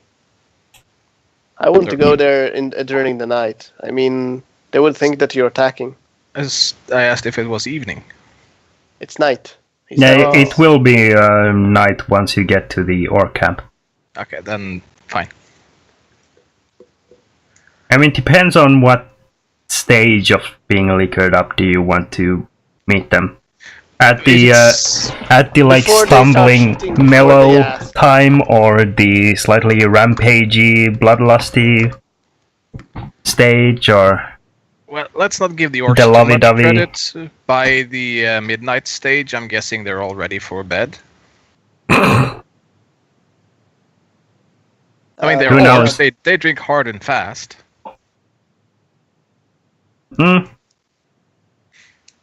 I guess it depends on what they drink. the liquor that, So- that they all drank and I didn't. No, Fermented. that was dwarven liquor. I don't think orcs will be drinking that. Well, Swill. I'm guessing that that vendor that was traveling came here too and pointed at his sign. He has standards. Yeah. Does So, he dealt with me. so if you want to camp now, then Yeah. do you want to put up a watch, or do you trust in the elves looking your back or watching your back? I'm not trusting anyone. I put my alarm system and my Yeah. dome. The alarm system is up. Yep. Do you want to take watch? I am actually going to stay watch. As much as I trust the elves, I don't. don't trust. I would take it and I will take a watch if Rohirthan isn't. So I'll be taking a watch regardless. Just I'll out of sleep. habit. Okay. What order? Second. I can take first if you want. Cother will Since go I'll be last. dealing with the horses anyway. I will allow for sound to travel through the dome so I can hear. Okay. If there's like something happening, they can actually wake me up. Sure. Before we go. Yeah. Rather you I will going sleep all first, night. so roll a perception check. I see Nothing. something. Fire. Okay. You see So- fireflies. I see stuff. You see in the distance at first this little flickering speck of light in the north, and then you see like grow, and then you start hearing this like strange bellowing noise echoing off the hills to the north.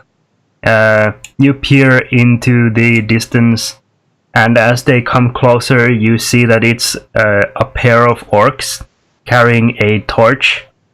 They come like within bow distance, or just on the edge of a bow distance from the forest, and then they start yelling into the forest. They turn around, both of them, pull their pants down, and moon the forest, shaking the torch behind them. I would like to say, if I was awake, I would totally agree with them. I just Rohirthan, do you understand Orcish? no. Okay, good. I understand common and dwarven. And you Okay. understand these gestures which they show. I'm pretty Yeah. sure I get the gist of the Yeah. gestures though. Yeah, even like with Orcish being the languages of choice, you can tell that they are like heavily intoxicated, and they are most definitely taunting the elves, or perhaps the forest itself. It's not quite clear. But you see one of them suddenly stand upright as the torch passes behind him, and he lets out this squeal, and you see this flash of fire from his behind Oh my. as his ass hair like bursts into flame and then it almost immediately is snuffed out. And both of them start laughing and cackling and start heading back north. As I see Go them follow them.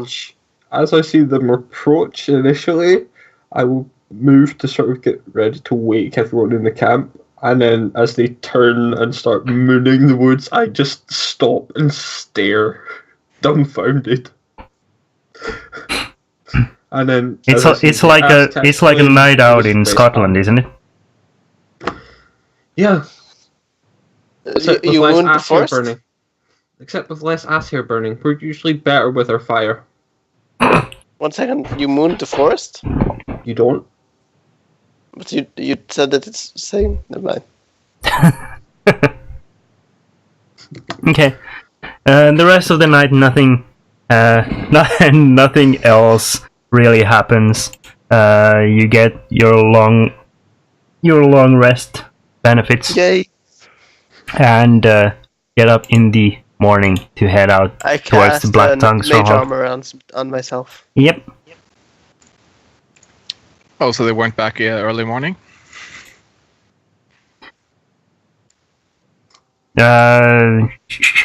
The elf you talk with, No, the or Drunk the orcs. the drunk orcs? No, they came and went in the very late night during Rohirden's watch.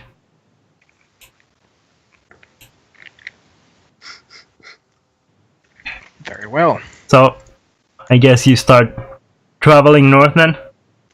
Yep. Is assuming the scout hasn't made it back by now. No. No sign of him. Okay. Shump. Yes. We're about to have a bit of diplomatic relations. I hear you have aspirations in this field. Kick. Kick. Mm-hmm. Do you, being what you are, you know your people's language, right? Or half your people's language. Of course I do. Good. I had to make sure. I also know it, but I'll let you do the diplomacy part here then. Thank you. Although I feel like that was kind of racist. But okay. Assume I don't know my... I actually understand Orcish. Oh, great. I'm I was the raised- one who doesn't. I was raised by dwarves. I don't know.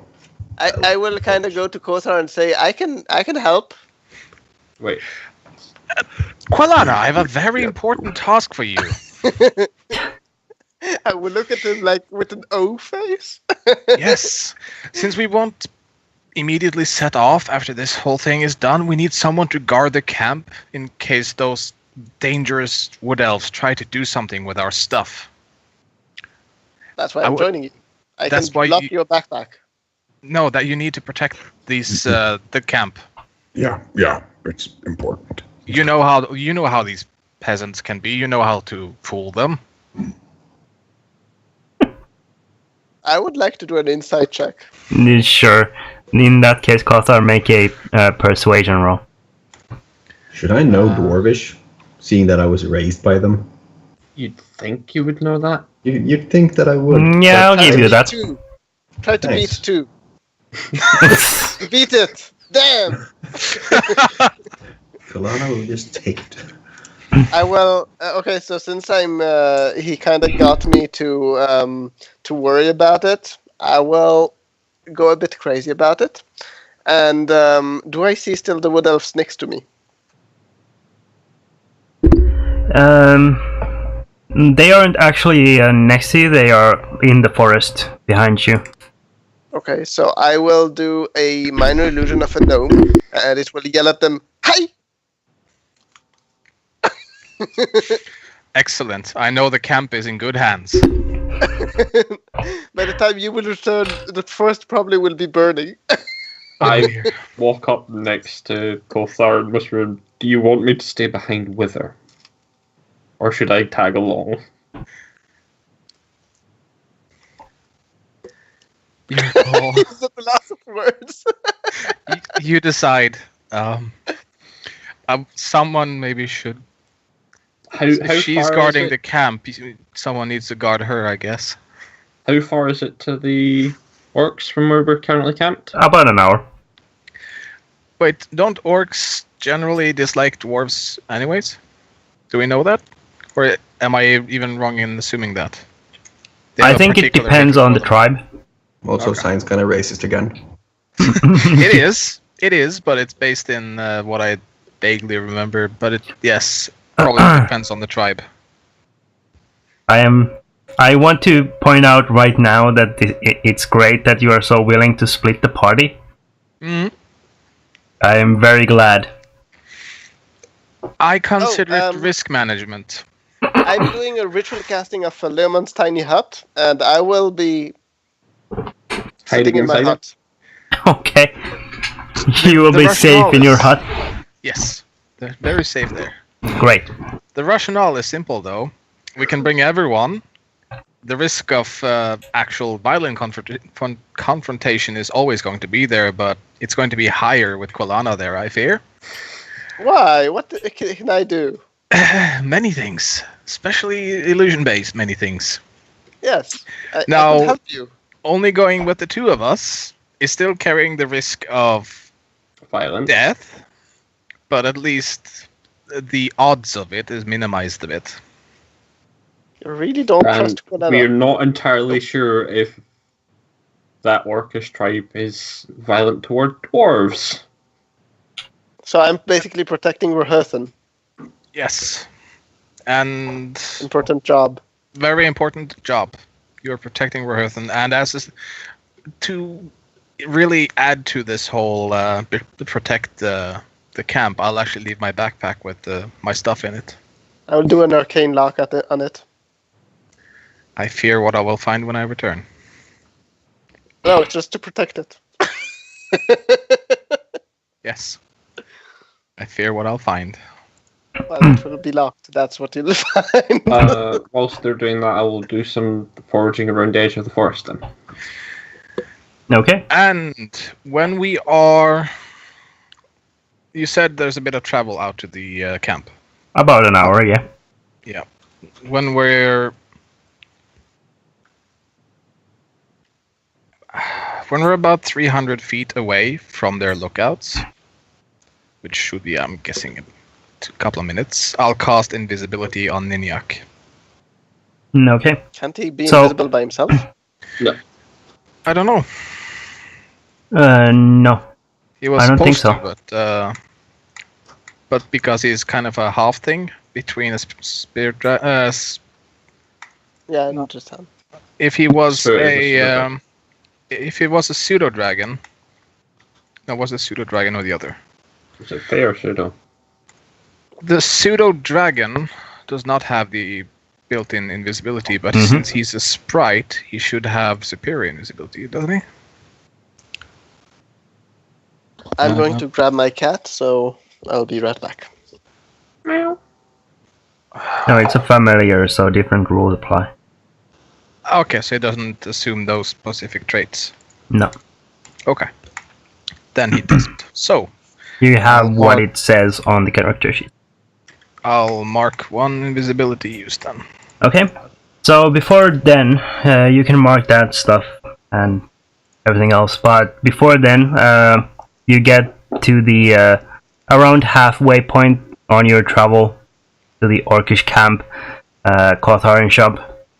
Are you on horseback? Yes. Okay. So And we'll ride kind of like... Is the white flag a universal thing in this world as well? yeah, but you do know from legends and stories that go around that orcs don't really care. No, but at least it'll be more of a sign than if we just ride up to them, I guess. Yeah, you can definitely try. Yeah.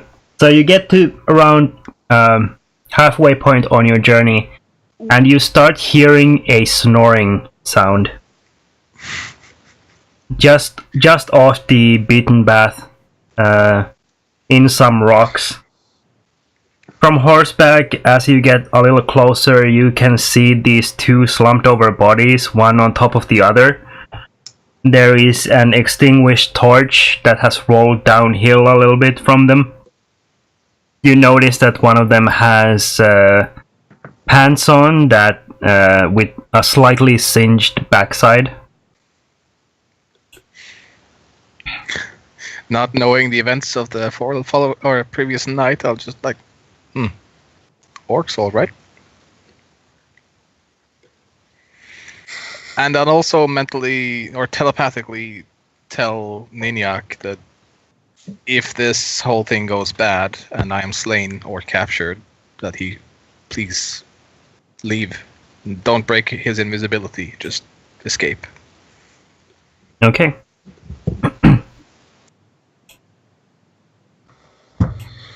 So, Sep, you're muted. That's why I was muted. So did we stop with those guys? We're just standing there right now? My browser's crashed, so I'm just reloading Mhm. 20. You can stop if you want to. Kothar? I'll just nod to them as we pass, but I see no reason to stop. Okay, we'll just keep going. Okay. So you move on, leaving these snoring orcs behind. In that event that it becomes necessary, Shump, since I said I'll defer to you to do the negotiations, they might inquire as to your position of privilege over me. Well, you do have flowers in the blood. Yes. I'll defer to you. We will get through this. You will not die today, Kothar. You have my word, Ish. I can't promise anything on behalf of the orcs. But we'll My try good friend. not to die. My good friend, when it comes to orcs, there are far worse fates than death. This is true. That's why I like them. They have the imagination and the spark to follow through. Mm-hmm. I mean, it's barbaric, I know, yes, but you have to admire their intuity, entrepreneurship. I don't know. I have to just admire their work. Cat cab.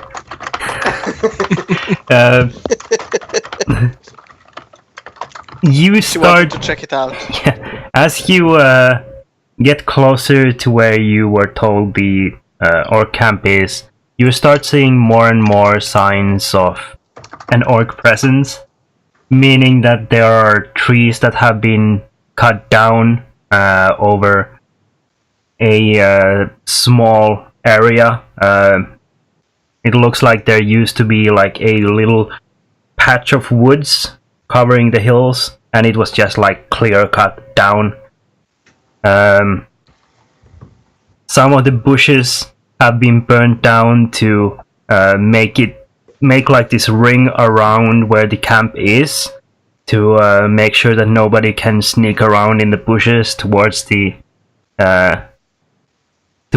stronghold. And then you get within first sight of the camp. You first see these large, slightly shaky-looking watchtowers dotted around this cliff. The stronghold has been set up in a point where a couple of sharp like cliffs meet, and there's a landing between them, and then a little gap in between. So it's a very defensible position, and there has been a palisade erected on the sharp stones to protect the stronghold itself. You hear the sound of a horn from the direction of the camp as soon as you get within their line of sight. A call that someone is coming. Ding dong. Yes. A warn horn is blasted. Ding dong, ding dong. That's a pretty camp. It is. They really put their work into this one. Yes. We try to get their leader right away. I would assume that the leader is the one we have to talk to for diplomatic relations, yes? So you see like about let's say a dozen columns of smoke rising from the camp, big enough that there are probably campfires littered around this whole campsite.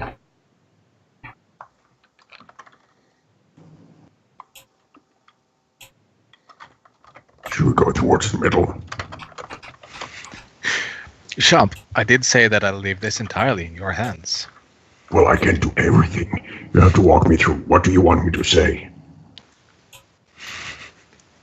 Our immediate concerns here is at least getting a guide up to the place. gathering information about why and how and what's going up there, and potentially see if you can rouse them into a counterattack. Rouse them into a counterattack. Yes, I'm sure they're not too happy about having been forced to move. They're a proud tribe of orcs. Wouldn't have Kulena been better for that? They're very adaptive. Is We there want any them to attack orcs the around enemy. us? In order to attack, I mean. She's very good at getting people to attack. Yes, just not the target that we want. That's So- a minor issue. There are orcs around. Hold on. I'm gonna.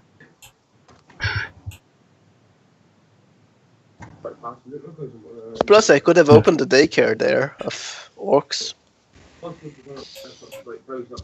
Just not Yeah. returning the babies afterwards.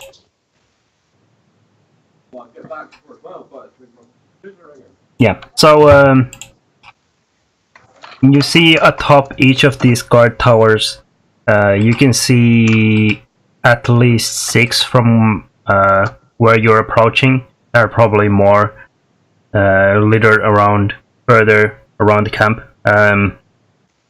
You can see that there is a orc watching from atop each of these watchtowers.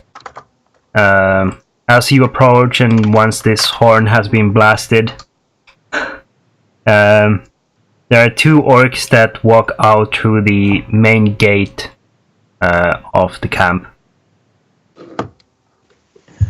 Shump, I will kind of descend from my high horse, looking respectable as ever, and walk towards them.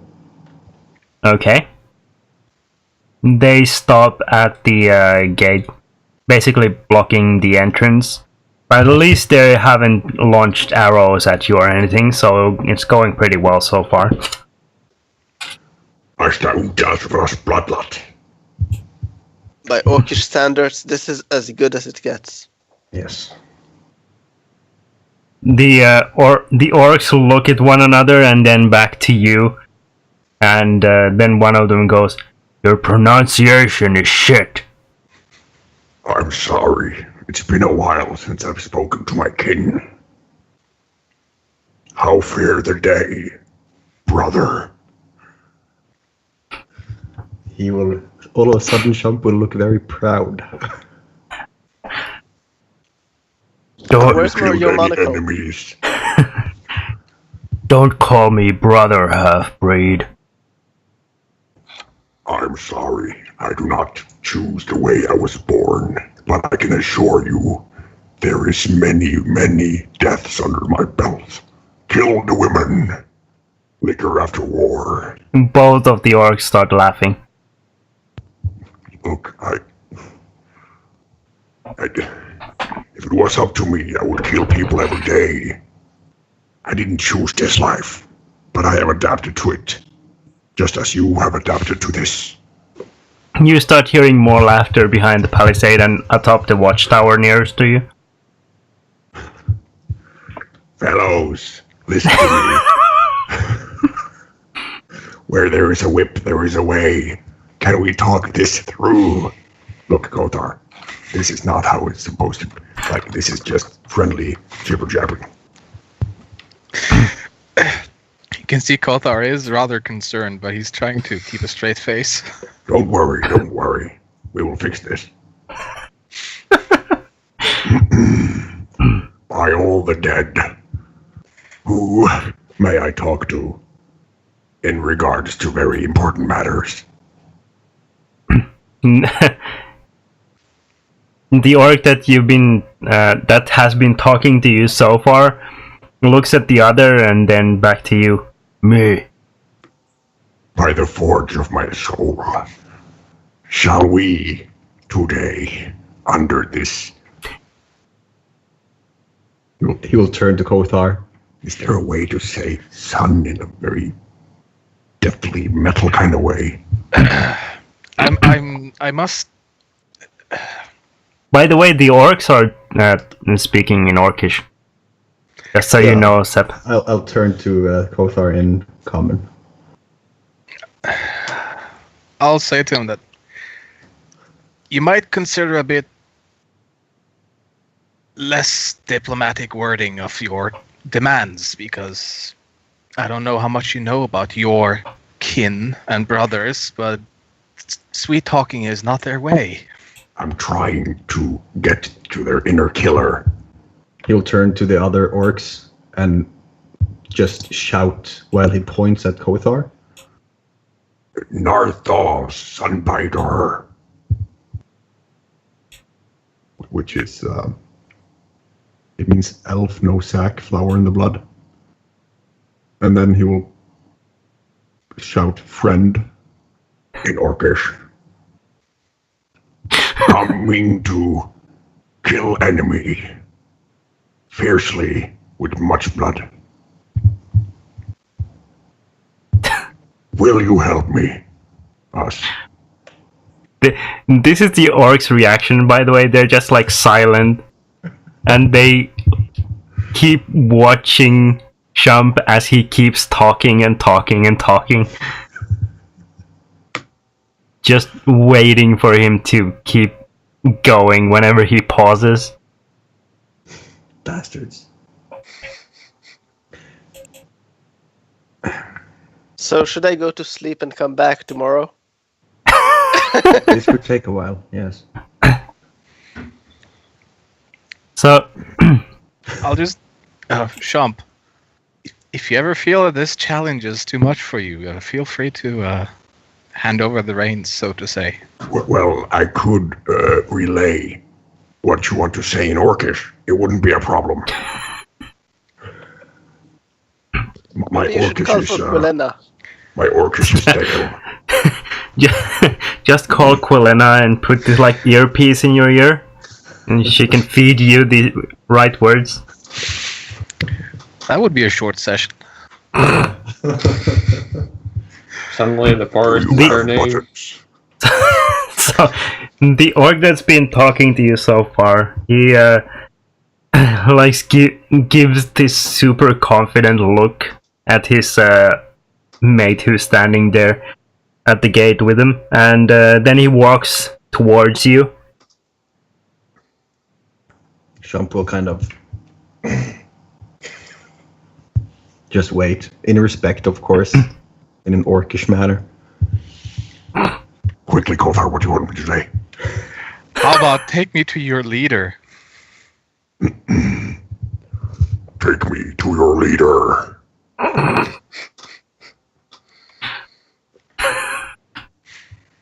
In orcish. The orc barely manages to stifle another laugh and closes in on you, and basically like does that schoolyard bully thing where he just like walks up to you and nudges you in the chest.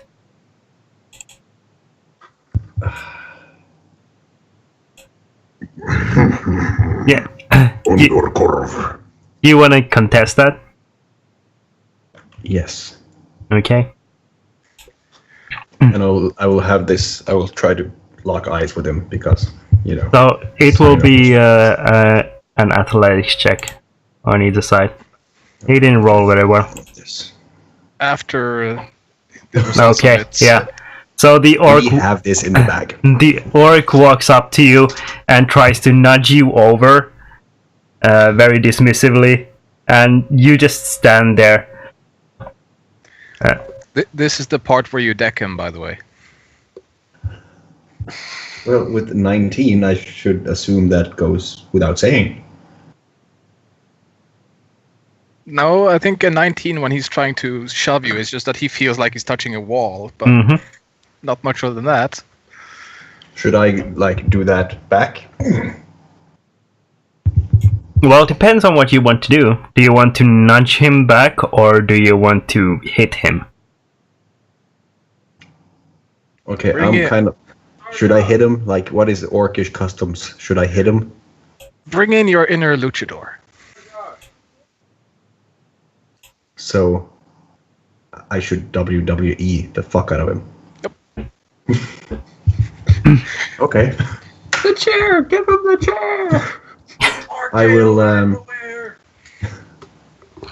as he does that, I will kind of do a very I will do a two-hand move, where one Oh, I will hit him under the head, under the knees, and then with the other push him down with on the chest so that he just falls flat on the ground.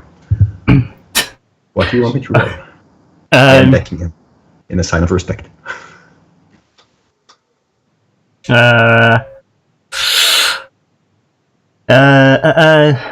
a melee attack.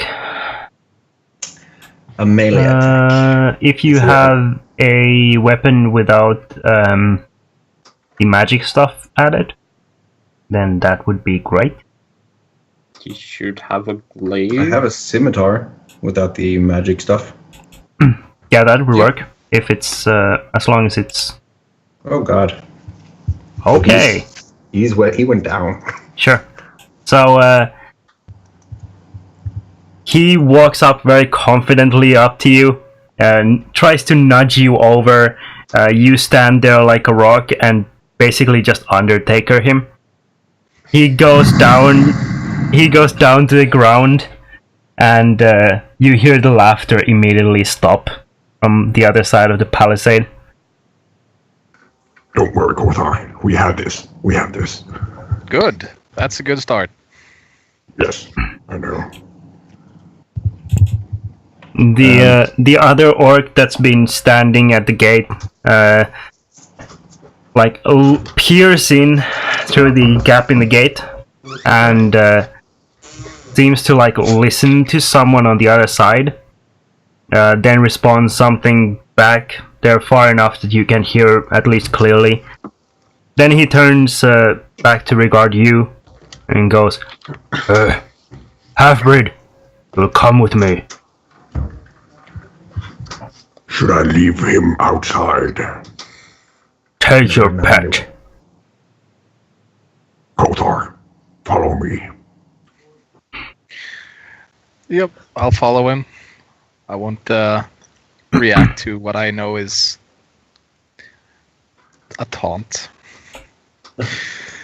I will whisper to Shump though that do remember these are orcs. Strength is what they respect.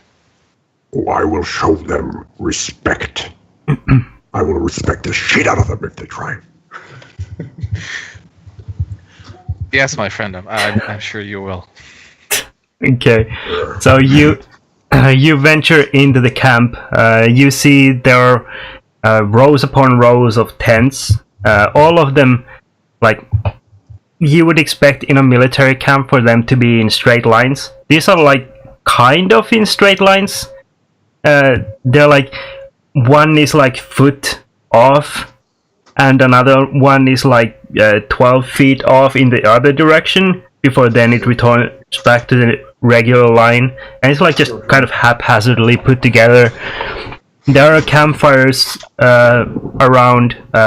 You notice that in this section where you entered into, there is a palisade on either side closing off this one large tent city inside itself, and then there are other sections further out.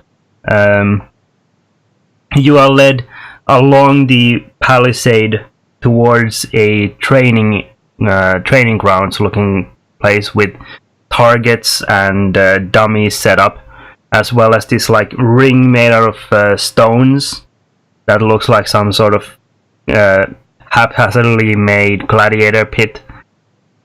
In the middle of the gladiator pit, however, you see this Y-shaped cross, and on it is a human that has been nailed up there, and looks like he's been severely beaten.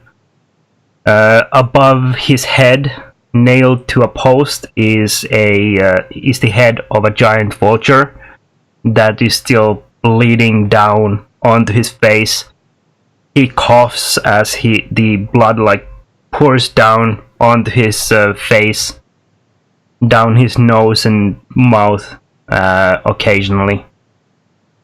A human, right? Yeah, a human. You see that he's wearing these tattered black robes. Is there anything on him to identify where he might be from? He looks like he's from maybe Amn. He looks like he might come from that area, but he doesn't wear anything distinguishing about him. It's more like facial features, natural color of the skin. I'll whisper to Shump then that if we can, we should bargain for that one's freedom. Don't know how that would go, but we could try. Try the slave approach that I used. Yeah. I feel like I have to fight someone.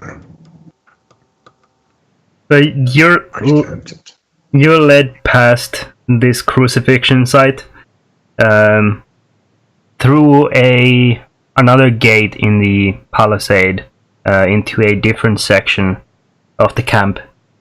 Here the tents are much larger, and directly in front of you as you come out there is a particularly huge tent made out of these large tree trunks basically that have been curved up, and it's series of these that form one massive structure.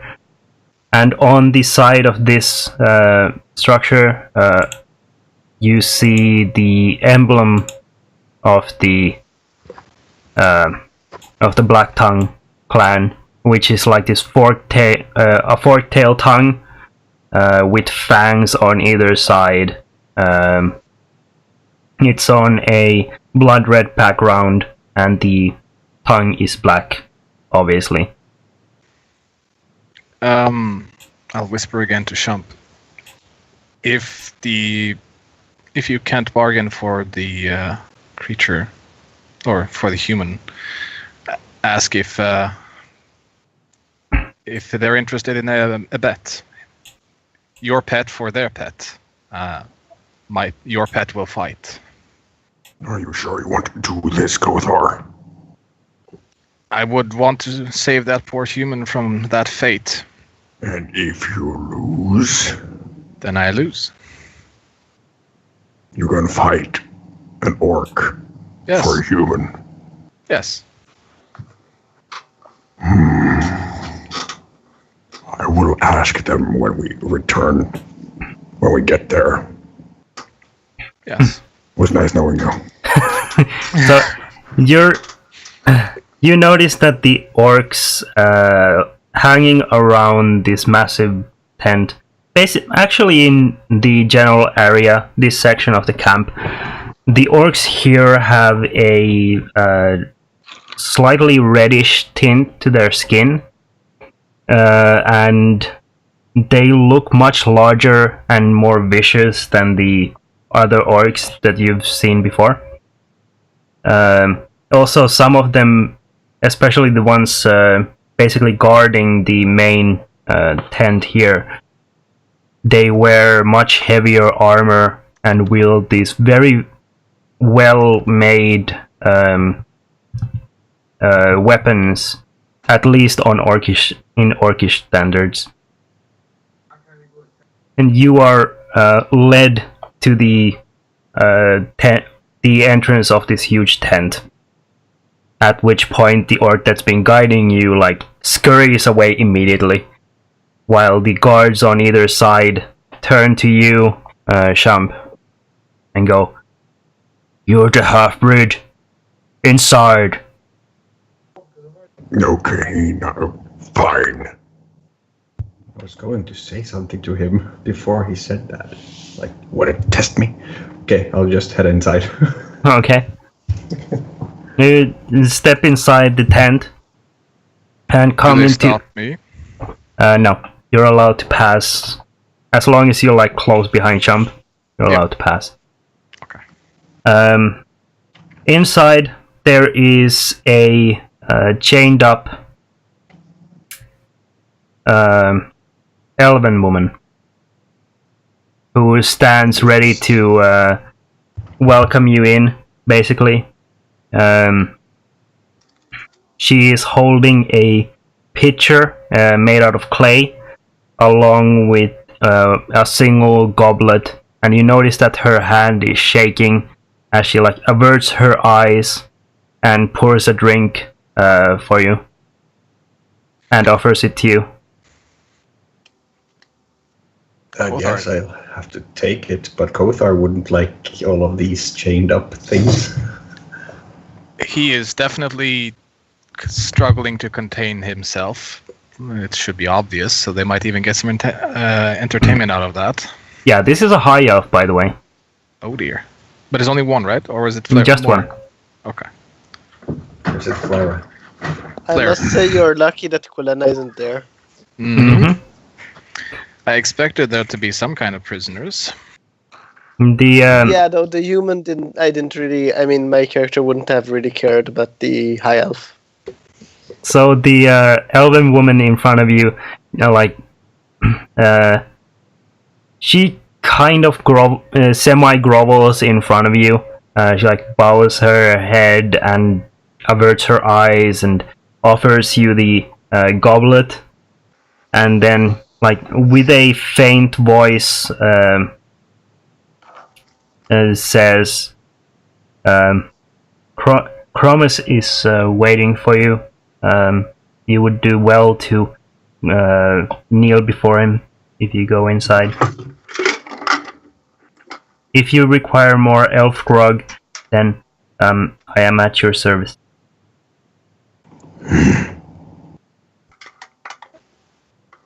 I Is would there ask... any other orcs here? Yeah. Not in this section.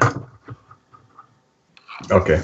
There is like this flap that leads further into the tent. Don't be afraid, elf.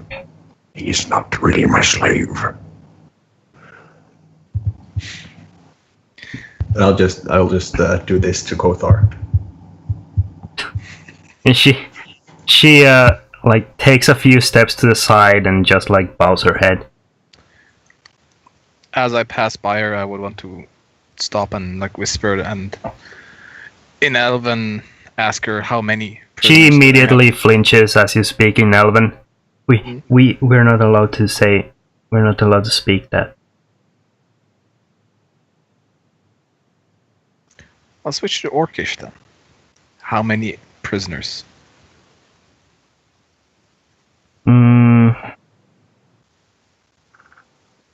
She like looks around very nervously for a moment, and then turns to look up at you from the corner of her eye, more or less, and says,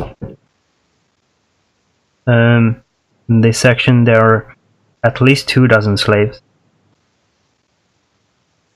I'll just nod and keep walking. Okay.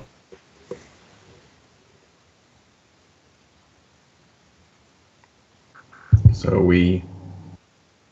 this is basically the last compartment before we head into, what did you call him? Chromis. Chromis. Yeah. So as far as you know, that this is like the antechamber before you get into a throne room kind of situation. Mm. It's basically the same kind of layout that you've seen in other places. Okay, I step into the throne room. Okay. Well, as throne room as a Orcish place. Yeah. So the throne room, as it is, you open the flap and move inside, and you see that it's this very long, oval-shaped chamber made out of several different structures that are kind of like chained together, and there are little dividers here and there. But around the walls, there are very rough-looking cushions and stools set up, and there are very large orcs sitting here and there, and all of them are surrounded by these chained up, mainly women. There are some dwarves, some humans, some elves, basically like every race except for like tieflings. There's even one gnome there. Hi! How do we know the dwarves are women? They have flowers in their beard, I'm guessing. I think that's a established. Well, you know, because their beards have been shaven and they don't have any top on. Why aren't they with any tops? I don't know. They're slaves in a orc camp. And that's how little chumps are born. They like to party. That is actually very. Actually, yeah, you see like this. Quilena knows about these things. In the middle of this chamber that you just stepped into, there is a group of slaves who are banging on drums, basically keeping this steady beat, while an orc wearing the skull of some sort of large predatory animal dances around them and basically just like grunts these different tunes. It's like this kind of ritualistic chanting kind of thing and throat singing kind of thing. And the orcs around are kind of cheering and joining in at the same time. Most of them are drinking as well. At the far end, you see this one large throne-like chair set aside from all the others, and on this you see a reddish-brown orc sitting there. He's like twice the size of the regular orcs, and on either side of him is a chained high elf woman. They are just kind of like sitting there. You can imagine like Jabba's palace and Leia. They're both kind of like laying there more as decoration than anything else. And this large orc kind of just raises his hand, and the shaman immediately stops and walks to the side, and the slaves playing the drums like pick up the drums and immediately scatter, leaving the center of the room free. And then he turns his hand and just like does this, beckons you over. I'll just walk with a normal pace towards him. Okay. Kind of stand fast. Yeah. Straighten my back. Sure. As much as it hurts Kothar's pride, he'll keep a step or two behind, head slightly lowered. And as soon as they stop or get motion to stop, he'll just take a knee. Okay. So you cross the halfway point towards the orc at the far end, and then he holds out his hand again for you to stop. I'll stop. Yep. You see a smirk stretch across this orc's face as he looks at you and then at Kothar. And then back to you, Shump, and says, "So, you hit my guard." Well, to be fair, that guard didn't hit very hard. Mine was just a response, and he fell to the ground. There's a moment of this like heavy silence in the chamber, and then who you would think at this point is Cromus, the leader of this warband or tribe. He starts chuckling, and every other orc in the room or in the tent starts laughing. Cromus stops, and everyone else goes quiet again. Shump will just scout the room, just look around him, very serious in his face. Huh. You're not very bad for a half-breed. No, maybe you should have guards like me then. Not puny wimps at your gates. Anyone could come in and take what you have here. How do you like the grog? Tastes like... Have you actually Yes. tasted it yet? No. Okay, so it's still a full goblet. Yeah.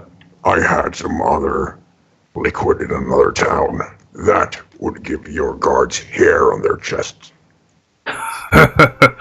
There's nothing better than authentic elf grog. You would be wise to drink up. He'll sniff it and then just pour it all in one swig. Okay. Do I have to roll anything before I respond to that? No. Constitution save. Yeah, you can both actually roll history checks.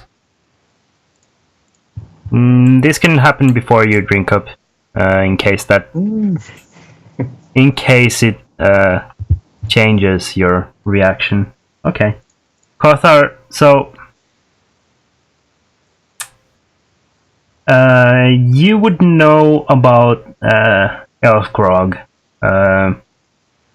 You probably heard like at least like warnings about elf grog and like horror stories about orcs in general regarding this.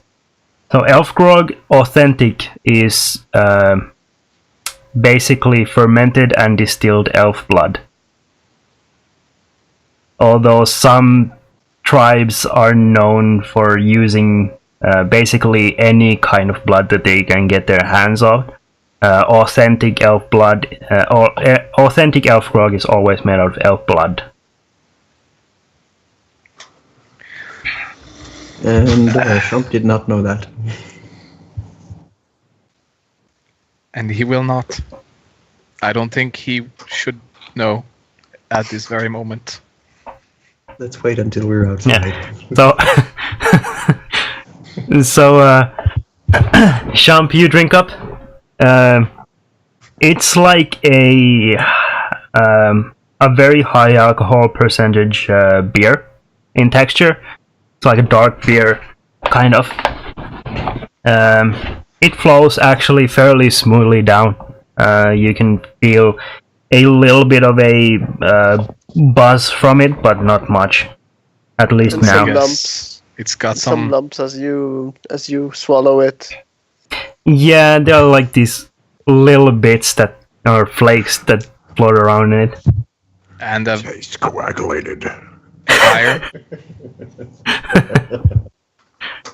It has like sort of coppery taste to it. Yeah.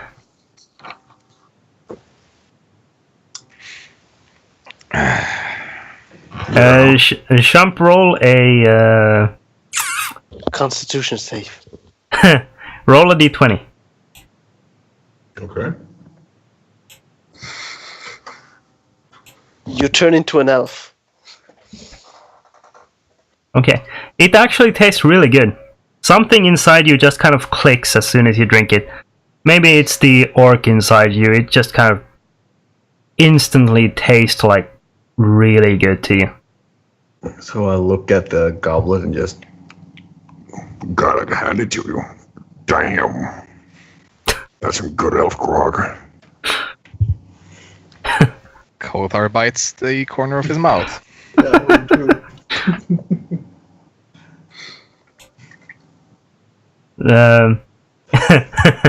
Kromus like glances at Kothar for just a second, and then back to you, Champ. What's your business here? What is our business here? You know, A counterattack. I believe you are looking information, for... Mhm. ally, guide. We just want to get up the mountains. Information about what's going up there, why they were forced down. Ally, if they want to counterattack. Guide, if they want to show us the way up. Yep. Though it's not a must, the elves might do it too. So you don't live down here. What happened up there that made you leave?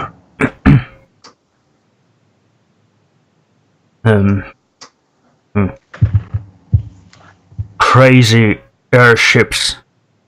Air cultists came down, swooping on those goddamn massive vultures. The mountains weren't safe anymore. Had to come down. Especially after they hit the tower. Even the bloody gnome wasn't safe, and he had a fucking hill giant. Oh, damn. I bet you're lusting for blood then. You saw the crucifixion outside. That's one of them. We've been torturing him for months. As well you should be. Wouldn't you like to torture the entire fucking band of them, including vultures? You saw what I did to your guards. It would be in your best interest to show us the way up there to wreak hell upon your enemies. We don't want to torture him. We want to flay him alive. Flay them until they dry. Wow, that was a horrible sentence. I have some experience in flaying. We could actually decorate this entire room with them. They have elves among them. We'll take those, make them into grog. The rest we're gonna skin and make tents out of them. Yes. Tents and grog. He will look conflicted. Bloody elves. So what do you need? We need a guide to show us the way. We saw the ships, but we don't have the exact location. If you have information, we shall kill by your side.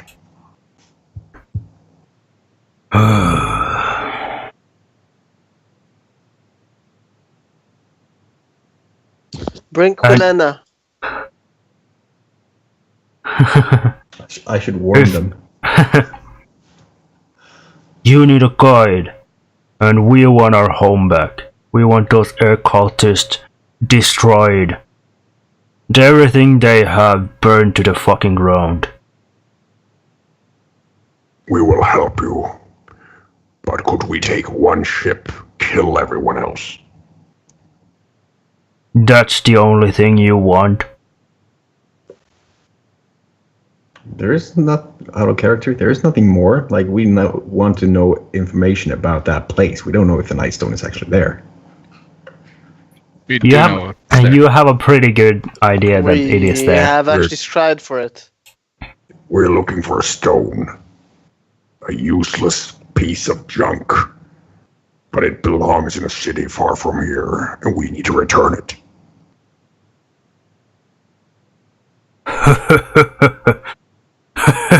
You've taken up adventuring, half-breed. Come again? You've taken up adventuring, half-breed. Well, now, it was kind of pushed onto me.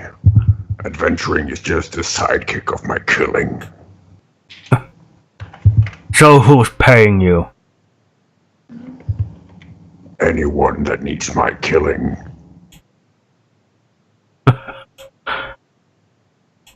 You know what, half-breed? I like you. I like you too. Bring Although the half-breed more grog. Yes, bring me more grog. More elf blood. Yeah. One of the slaves from inside the chamber, from one of the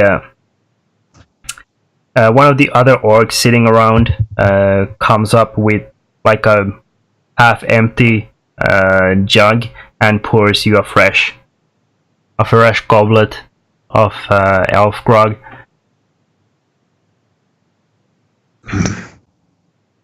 So, He'll just swig that too. we provide you a guide and help destroy or reclaim our home. And you get an airship and find this fucking stone that's so important that you have to clamber up a fucking mountainside for it. Got it? Well, there's killing on the other side. I'm sure you understand me. Huh. By the way, how did we plan on getting the stone back? Is that now why he's asking for an airship? That's like an afterthought, apparently. Apparently. Wow. Why, yes. Chromis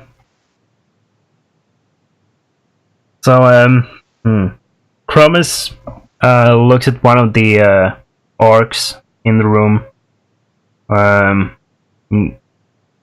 Goes,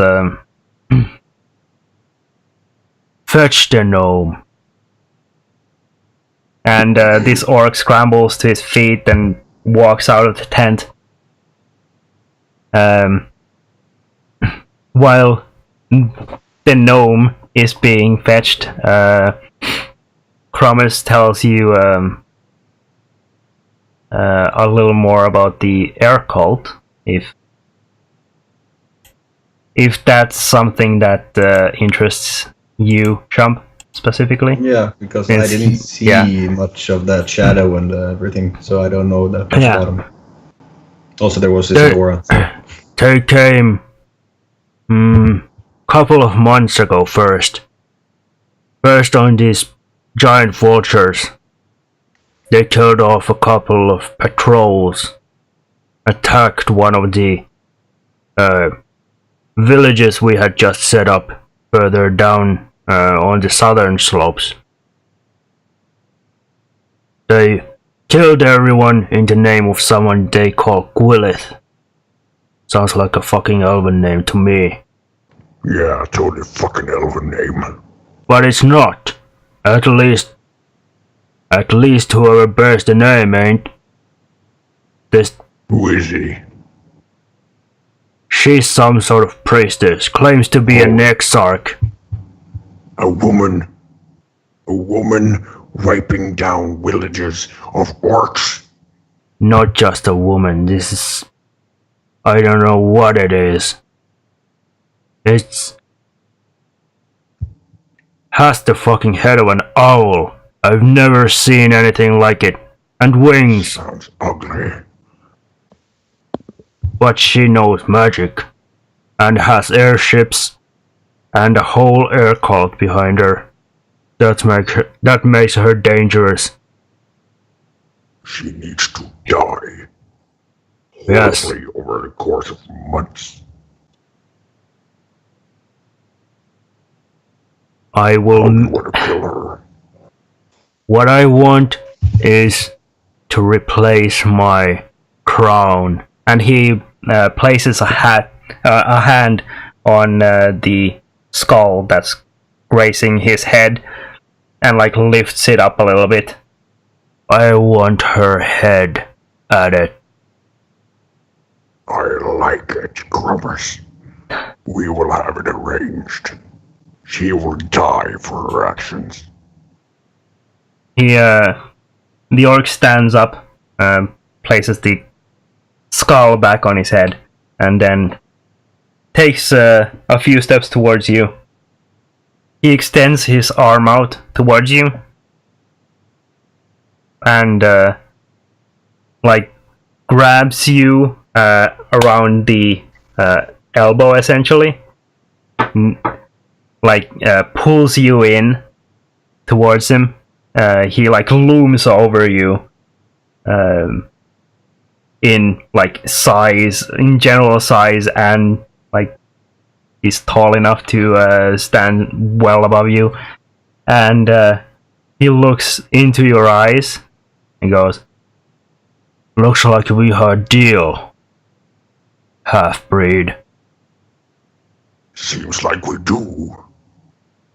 Pure blood. Wait, is he holding around me? Like, is he like air hugging me right now? No. He's holding like he's doing that, like holding your arm by the elbow, so it's like and he's like yeah. and he's like pulled you in against him. Yeah. So his arm is like over his chest, and you're like right there up against him. Yeah. Cool. There will be blood spilled for your honor. We'll start breaking camp and readying for war. But you'll be able to travel faster than us. Whatever happens in those mountains will back you up. But you'll probably find the tower before us. Well, you can see if we've been there, if there's corpses in the way. Do you understand what I'm saying? Good. He shoves you off basically and releases your arm, and then walks back to his throne, sits down on it, and like slouches over one armrest and kicks one foot over the other armrest. One of the high elven women slaves starts like massaging his foot. He That's a sweet deal. yeah, and he looks at you, Champ, again, says, I know you came through the forest. How do you know I came through the forest? Huh, what kind of warlord would I be if I didn't? You can tell those elves that we won't come close to Thornwood anymore if you help us up the mountains again. You got a deal. Good. Now get out. You'll just look at him, do a nod, and turn around and pull Kothar with him. Kothar will just slaves. We have to figure out a way to do that, but right now we will die if you try. Do you understand me? You're probably gonna bring... And then he stops. Kromus, of course you bring the slaves around, right? On this journey of yours. They're the ones breaking up the camp and hauling it up the mountain. Totally agree with you on the use of slaves. Where there's a whip, there is a way. I will see you, Kromus. Kothar, we'll just grab them away. Kothar has chewed enough on this corner of his mouth to bleed, so he's just gonna spit a glob of blood and turn. Making a big point of it, just... Yeah. Kromus laughs and then turns to Champ and says, If you want to whip your slave, I have a Ninetails here. He looks a little undisciplined. Oh, trust me. He has had far enough discipline to know where his place is. I will discipline him all the way up the mountains. Kothar, please, we're almost out of here. The grinding of teeth is audible. It's like Kromus squints as you turn and leave the tent. The high elf woman, the first one you saw, is still standing in place in the antechamber, just kind of waiting. Outside, you hear some commotion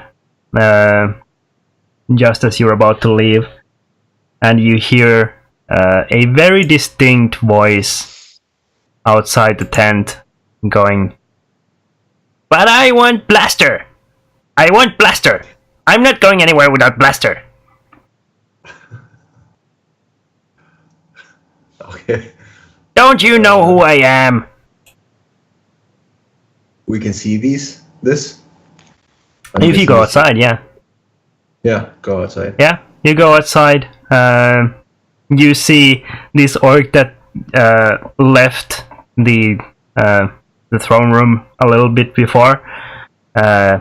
You see him like holding on with both hands onto a very wriggly gnome with this long pointed beard and curled mustache that like a mustache that like reaches out past the width of his head and then curls.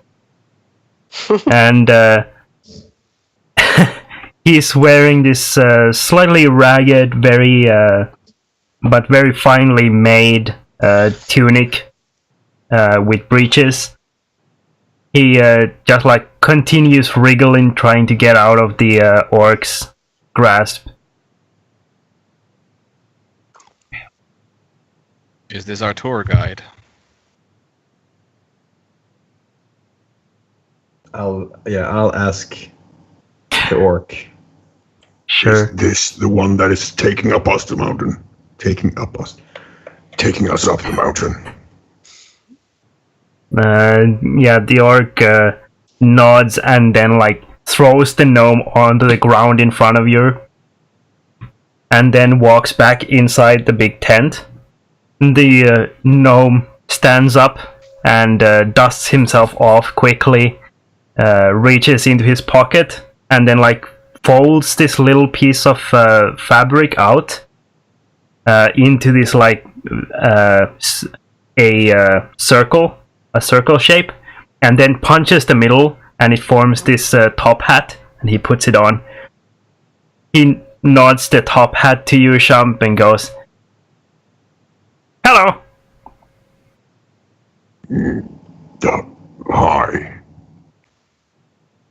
How fast can you go? Move. How many miles an hour do you shift positions? Gnome? Quilena? Wow. As fast as gnomes go? I would go faster, but they don't let me in your blaster again. Not after he wrecked some of the camp. I see.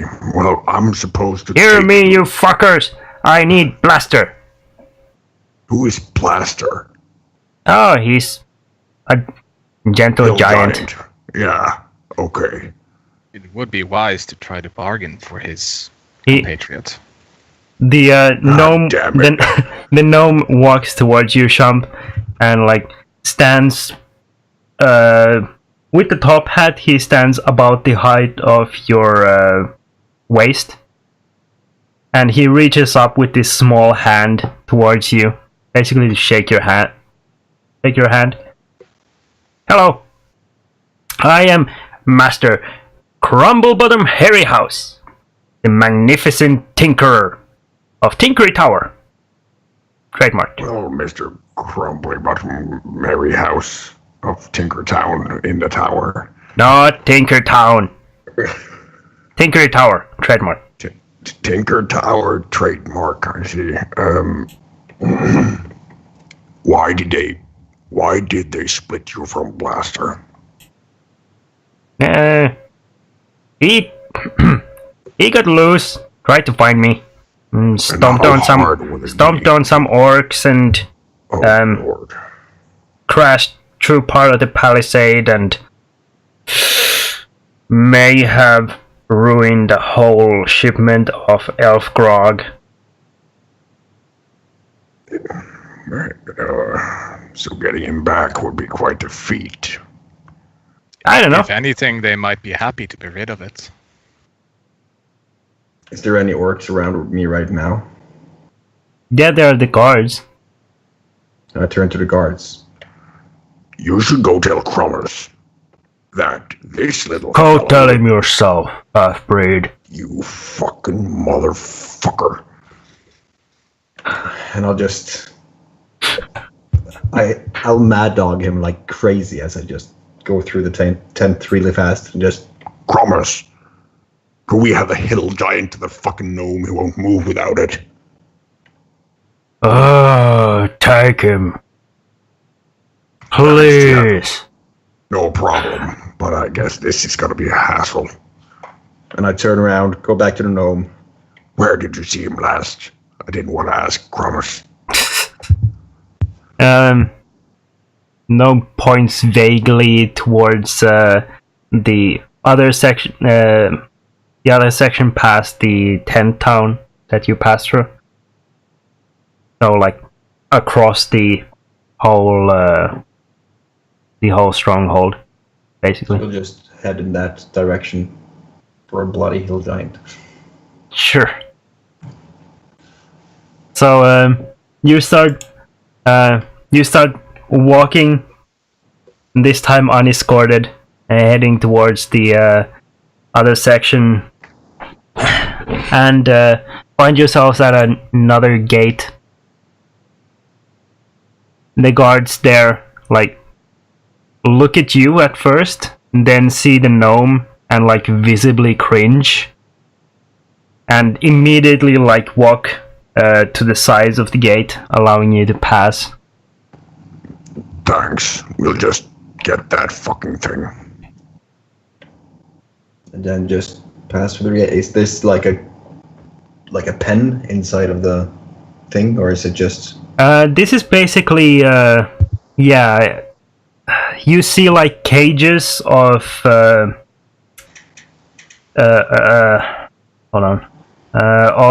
giant boars and giant goats, kept in pens and cages around the whole section of this. Then you see a hill giant just kind of sitting at the far end. I'll just look down. There's a ring of orcs around him with spears. I see, of course there is. So I'll accompany the gnome over to the hill giant. Hey, move. We're here for the fucking hill giant. Who says? Cromer says. Oh, okay. The orcs immediately, like, take steps away from the hill giant. The gnome immediately bounces up and towards the hill giant, goes, Blaster! Are there any other slaves nearby? Not here. Not there. Okay. Are you good to go now? The hill giant picks up the gnome and places it on this, like, tiny little rucksack that's been hung around his neck, basically. And, like, in between his shoulder blades, basically. And Master Crumblebottom Hairy House sits down in there, peeking over the hill giant's shoulder, and then goes, Giddy up! And the hill giant, like, stands up and starts stomping towards you. I guess we'll move. I'll take Kothar, and we'll move out of audible range for the other orcs. If that's possible now. Sure, yeah. I don't know how we want to do this, Kothar. I know that you're pissed. I know that you didn't like the way I treated you in there. I know that you didn't like the way I talked about the other slaves. But you see, there was a necessity of talking like that, right? You see the need. Don't worry. They will get what's coming to them. I know, but we're not going to do anything right here, right? Meanwhile, you hear a sudden loud crash as this hill giant walks through the first gate leading into the tent town, and then hooks a right and stomps straight through the main gates of this stronghold. You hear orcs all around, like, yelling and complaining. We should probably leave. Yes. Like that, right now.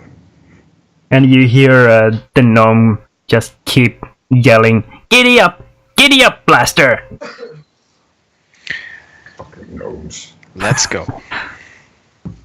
Huzzah! I'm proud of you, Kothar. I am proud of you. I think Quelena will be so happy once she meets the gnome.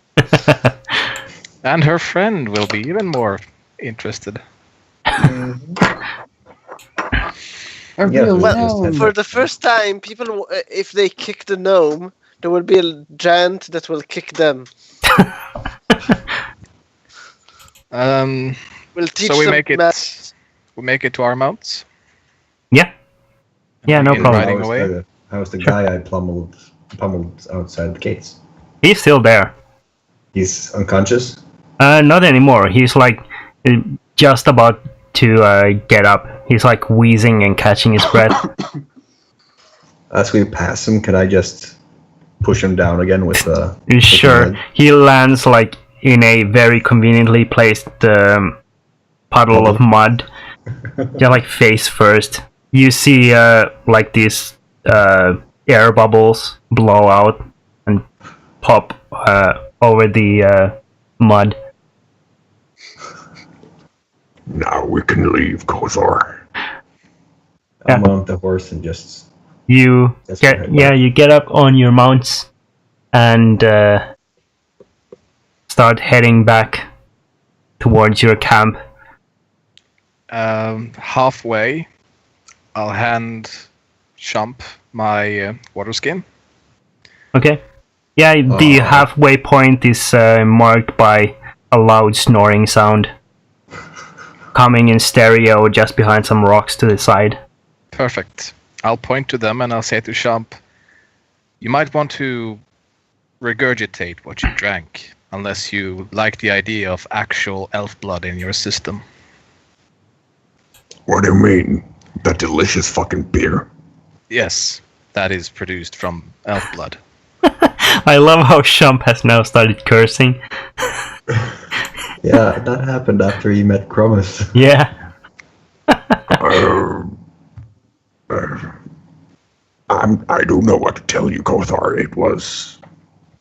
I felt weird here. But yeah, I'll wash it out of my mouth. I'm sorry about that. It was... If I knew, I would never have done it. You understand that, right? Maybe in that situation because our lives depended on it. But other than that, I would try to avoid such a situation where I had to drink the blood of your kin. Well, that's why I pointed to these two lovely fellows. Perhaps they might want to partake in the leftovers of it. Might I advise 2 fingers in the throat? Are you asking me to puke in their mouths? Not necessarily in their mouths, just generally over them.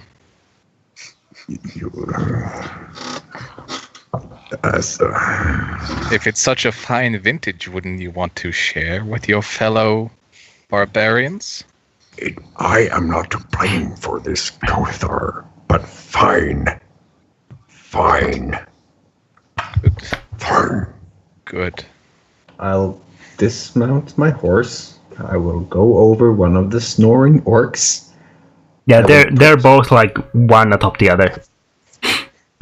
Even better for Kothar. I will turn to Kothar and just give him just insinuate that I'm telling him, are you happy with this? Look down, put 2 fingers in my throat,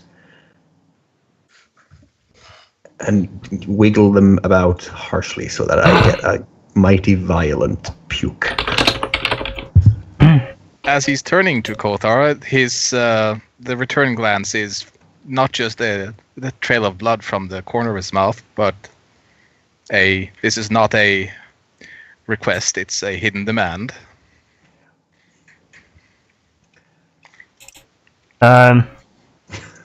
Meanwhile, see the gnome riding the hill giant kind of stop, noticing that you have stopped, and you see the hill giant turn and start stomping towards you, Chump.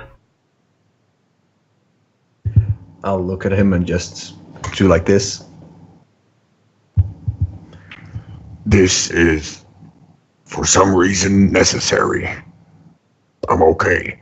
I just had to clear my system because of my companion here. The hill giant doesn't stop. It stomps all the way to you and then like steps on the sleeping orcs and squishes them down with his heel and basically like twists his leg either way.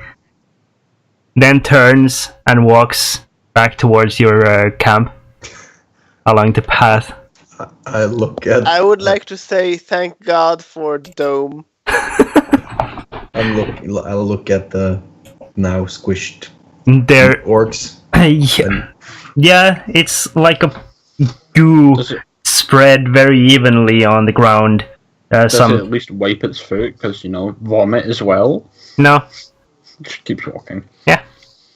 Are you happy with her?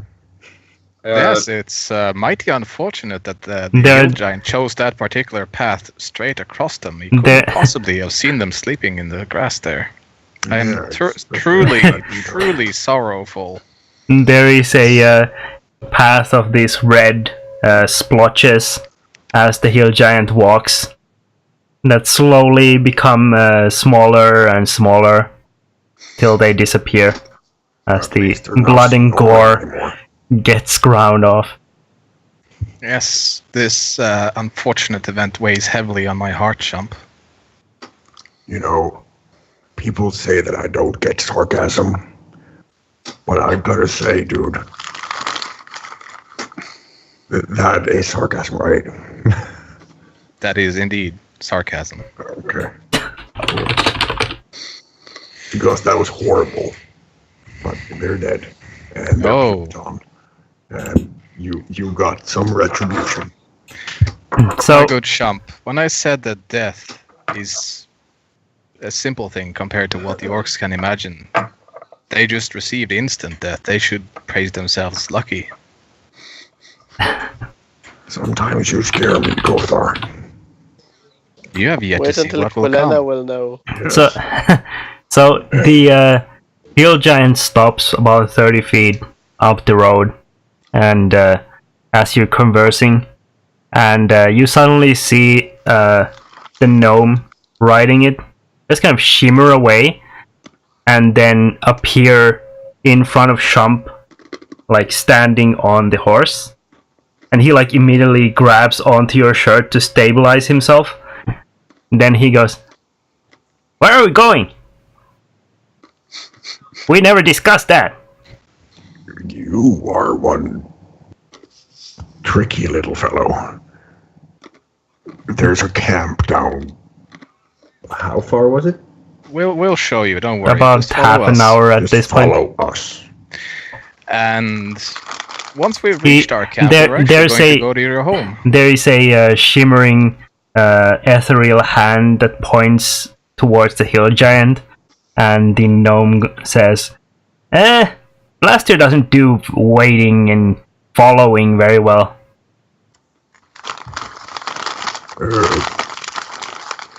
So what do you suggest? I mean, he just squished 2 orcs. He has had some diversions. Couldn't he follow for half an hour? I suggest we lead, you follow. And Sounds like with a that, Kothar. the gnome turns to look at the hill giant, and then he like shimmers away again and appears on the hill giant's shoulder and slips back into the little backpack. We should get moving. The hill giant starts stomping away again down the path. We'll Giddy up! We'll get back to camp. Good. Let's see. Is that actually a good place to stop for tonight? Or Depends if we want to do the talking with elves and see if we want to actually do the traveling there or not. I just need to know what I found whilst I was foraging. while you were foraging, make a survival check.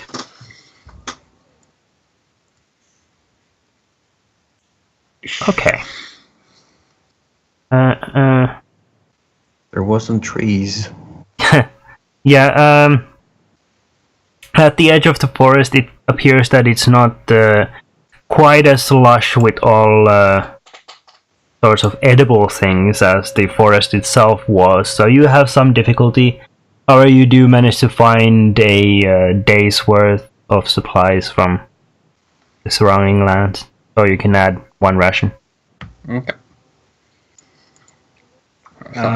in the last couple of hours at least. Yes. Yeah. We still have 10-ish minutes, so we can do the talking with the elves at least. Or, but Sure. not actually traveling if we I have mean- to travel to their capital. Sure, if you'd like to. So, Quelena, you see this massive hulking figure appear from the distance towards the north. I'm in my dome, first of all. Yeah, but you can see outside. Yeah, I'm just. I'll poke my head out and kind of. I'm guessing Rohirthan is already back by this time. Oh no. Okay. So since I will be Great. the greeting party, this would be interesting. How quick are they approaching?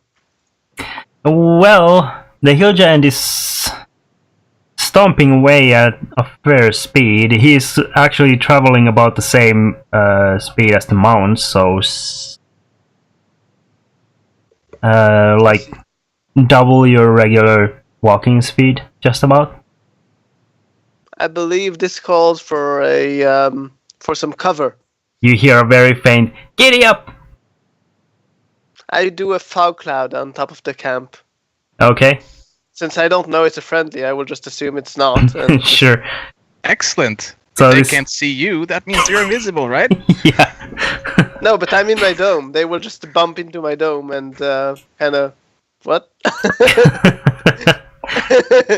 Perfect. Yeah. So, this sudden burst of a fog fills the area around your dome. Yep, and I will concentrate on it to keep it going. Sure. And You start. as I'm staying in my dome and kind of looking out, kind of Yeah. waiting for it to hit. You're sitting back and just waiting, and you get the moment like in Jurassic Park where the water glass starts like vibrating. And, Instead, it's the buttons on the ground. yeah, it's the buttons rattling around in your collection, and you hear the stomping feet of a hill giant walk all the way like to the fog cloud and then stop, and then you hear this sharp voice call out, "That's a neat trick!" I will pop my head out from the dome and kind of ask, "Who's there?"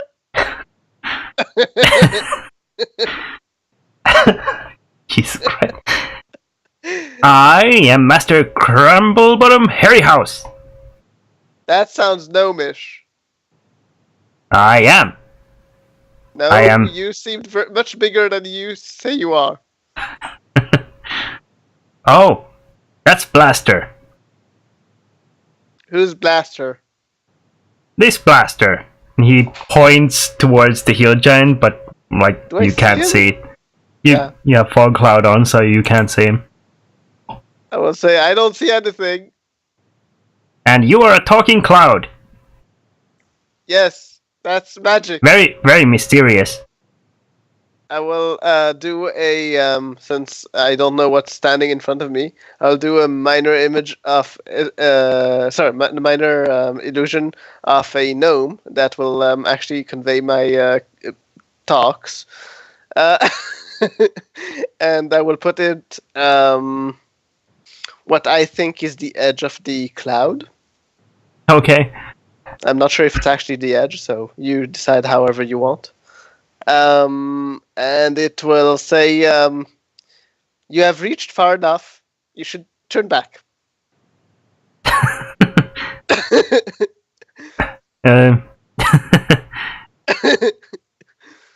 Well, as much as I would want to, we were guided here, so here I am. Here's guided Blaster you? too. Who guided you? He turns back to look at you, Kothar and Shump, and goes, "You never introduced yourselves. You're very rude." And then he raises a hand up to his mustache and like curls it. The timing was not very good in that particular camp, Master Gnome. Quelana, might you want to drop your little magic trick? We have returned with a guide. That's not a guide. It's the biggest guide we could find. I think we will be noticed. What? Blaster isn't the guide. I'm the guide. I'll suddenly just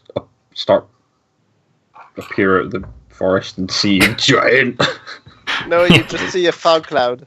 Yeah, but on the other side, I guess. Or if you're approaching from the side somewhere, you would be able to catch a glimpse of a hill giant. Walking up and down the sides of the forest. On the outskirts. Just Theo, I know where the voice came from, right? Yeah. So I will kind of do I will go out from my dome to behind the trees and kind of check out from a hidden spot. I will try to stealth. What is it in front of me? I mean, I don't know who's in front of me. My character won't be trusting something that just says, I've been guided here. Sure. So,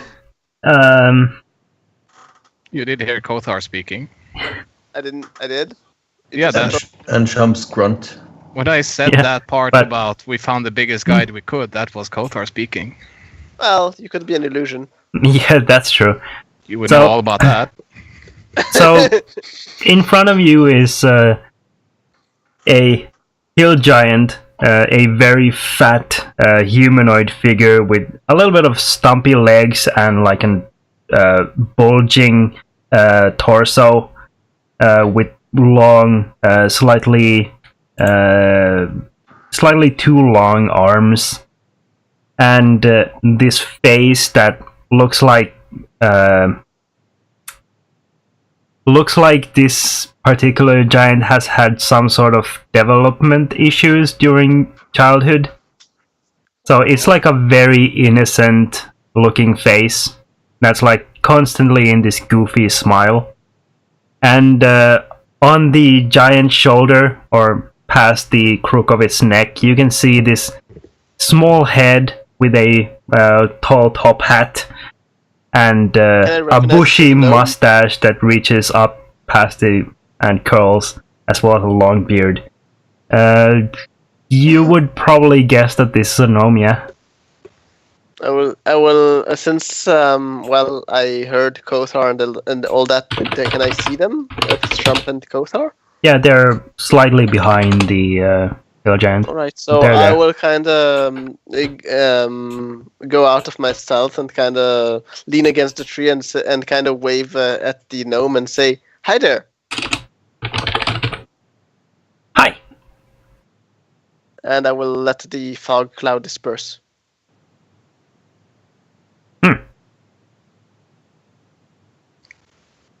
I believe introductions are in order. I already introduced myself. Yes. I will do a minor illusion of a gnome bowing and saying, and like pointing towards me, Quelena. I will kick that gnome. Can I go down to my horse and kick that gnome? You like rush off your horse and like run in trying to like football kick. And then I turn to the gnome on the hill giant. You like whiff completely as the illusion instantly dissipates as soon as your foot makes contact. And That will happen a lot. so the gnome looks at you and lifts up, hit the edge of his top hat like until it's like tilted illusion. back, Yeah. and then goes, it's not very nice to kick gnomes. I will I do a know, minor but I illusion of feel the like- gnome saying, "Ouch!" in the I distance. feel I can tell the difference when Colena is around.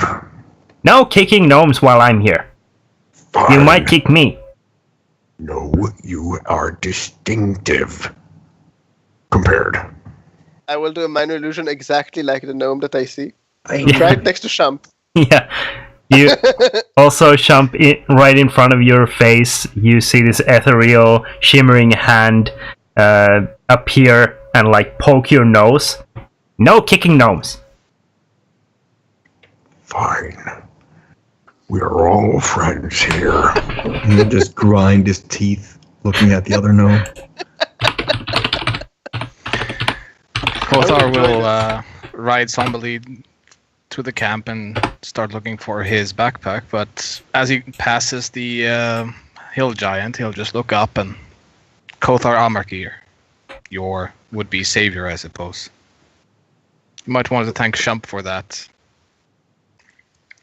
I would point towards the backpack once you reach, though. I would not say it yet, but you would notice that it's locked by by a magical lock. Once you try to open it. He was going to check if all his belongings are there, so I guess there's kind of a shimmer with a small sigil that shows it. I'm not sure. 1 second, let me check.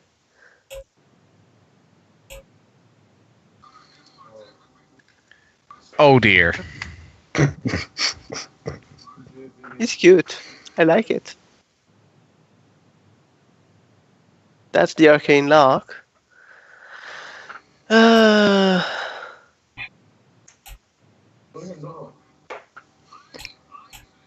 Okay. I'll walk up next to Shump and be like, "Who's the gnome?" I'm the giant. So, Some no, dude there's got stuck with. no sign to it, but you do know that I already cast the arcane lock. I did say it. I mean, not on the backpack, but you would know that I have that spell.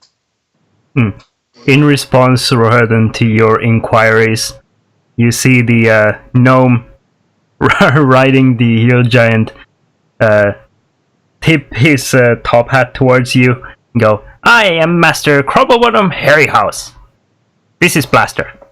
He points at the hill giant. I will. I can designate people that this will not, that they can use it, right? The backpack. That or a password, yes. So I will give you the password. Well, he immediately, as he notices it, he'll just like, Quilana, undo this magic, or I will incinerate you. It. Undo the magic, or I will incinerate you. Are you sure? Kothar is no This longer is taking not. any shit. This is not the moment to be playing with me today, Quilana. Trust Undo me, the magic. He's angry.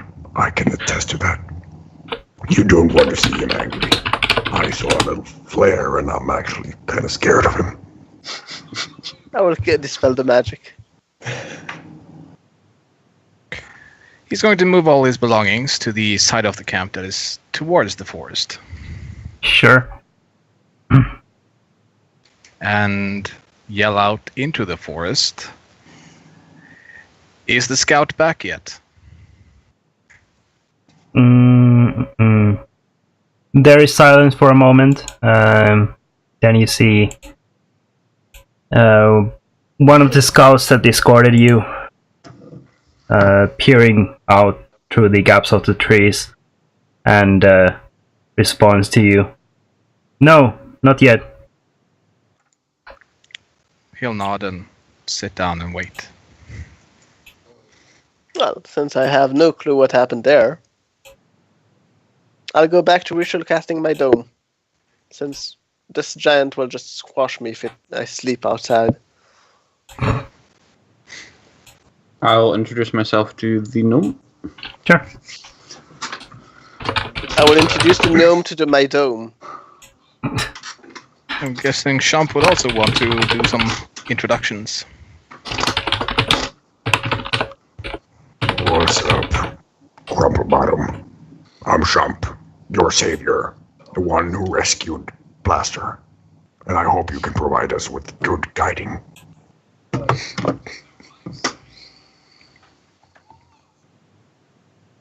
The gnome looks up at you, Shump, and says, I guess you're alright. Kinda starting to feel like you're alright too. Mount extraordinaire.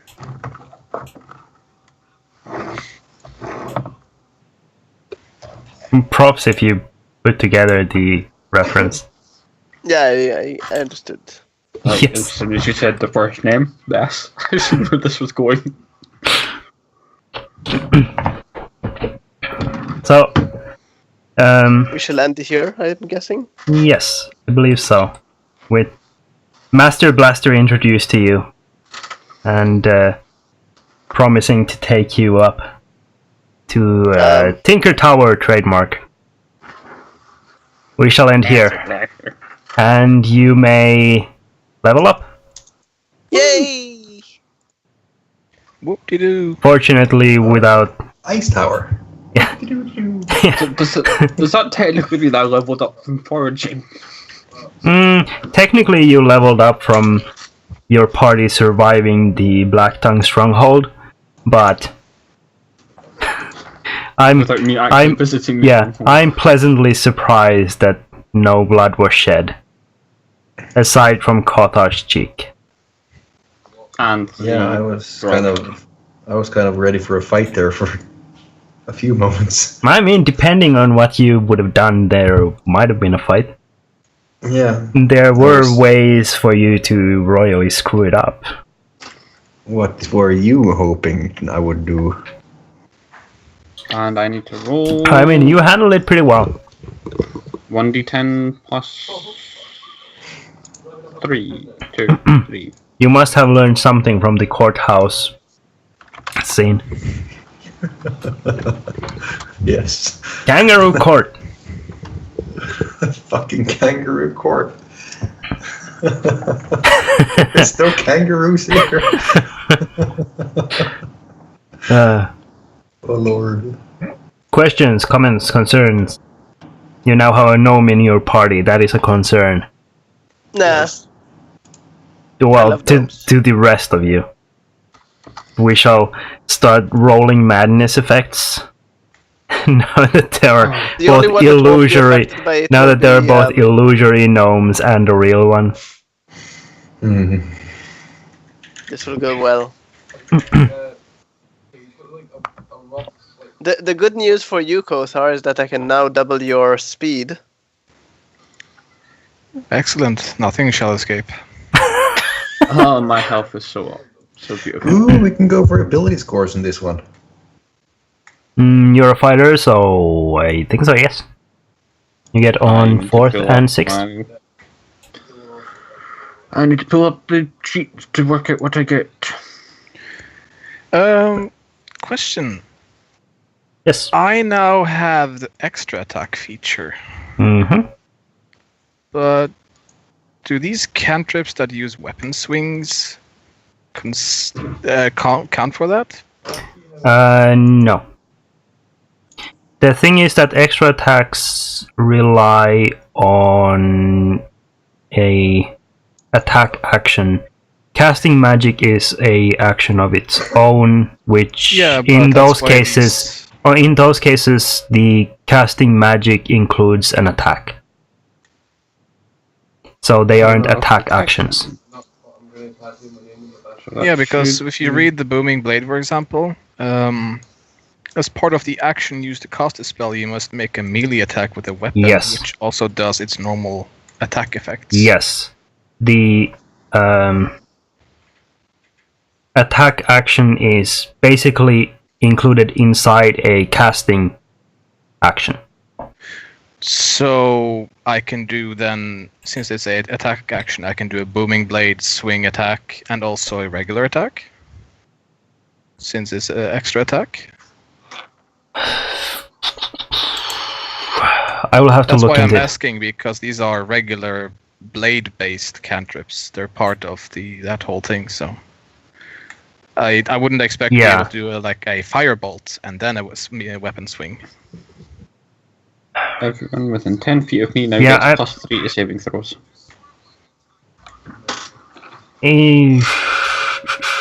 I will have to look into that because smites are affected by the same thing, essentially. You sure? Doesn't this whole smite because thing says that it's a bonus action? It might Or be. is it the I'm not ones sure. that are pure spell attacks? I'm not sure because those spells are casting actions. which include an attack inside them. That's the main problem. It's the wording of it. I will have to look into it and figure it out for you for next session. Yep. Okay. In the meantime... Anything else? I shall close off the stream. Just level up stuff. See you next time. Yeah, it's just level up stuff, which is... Yeah. The RP with the gnome will be for next time, and also the RP with the elves. Who's they? What?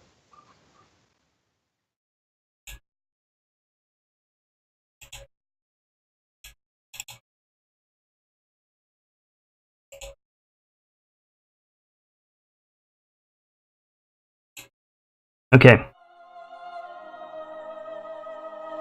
Okay, we'll be back next Monday. See you then.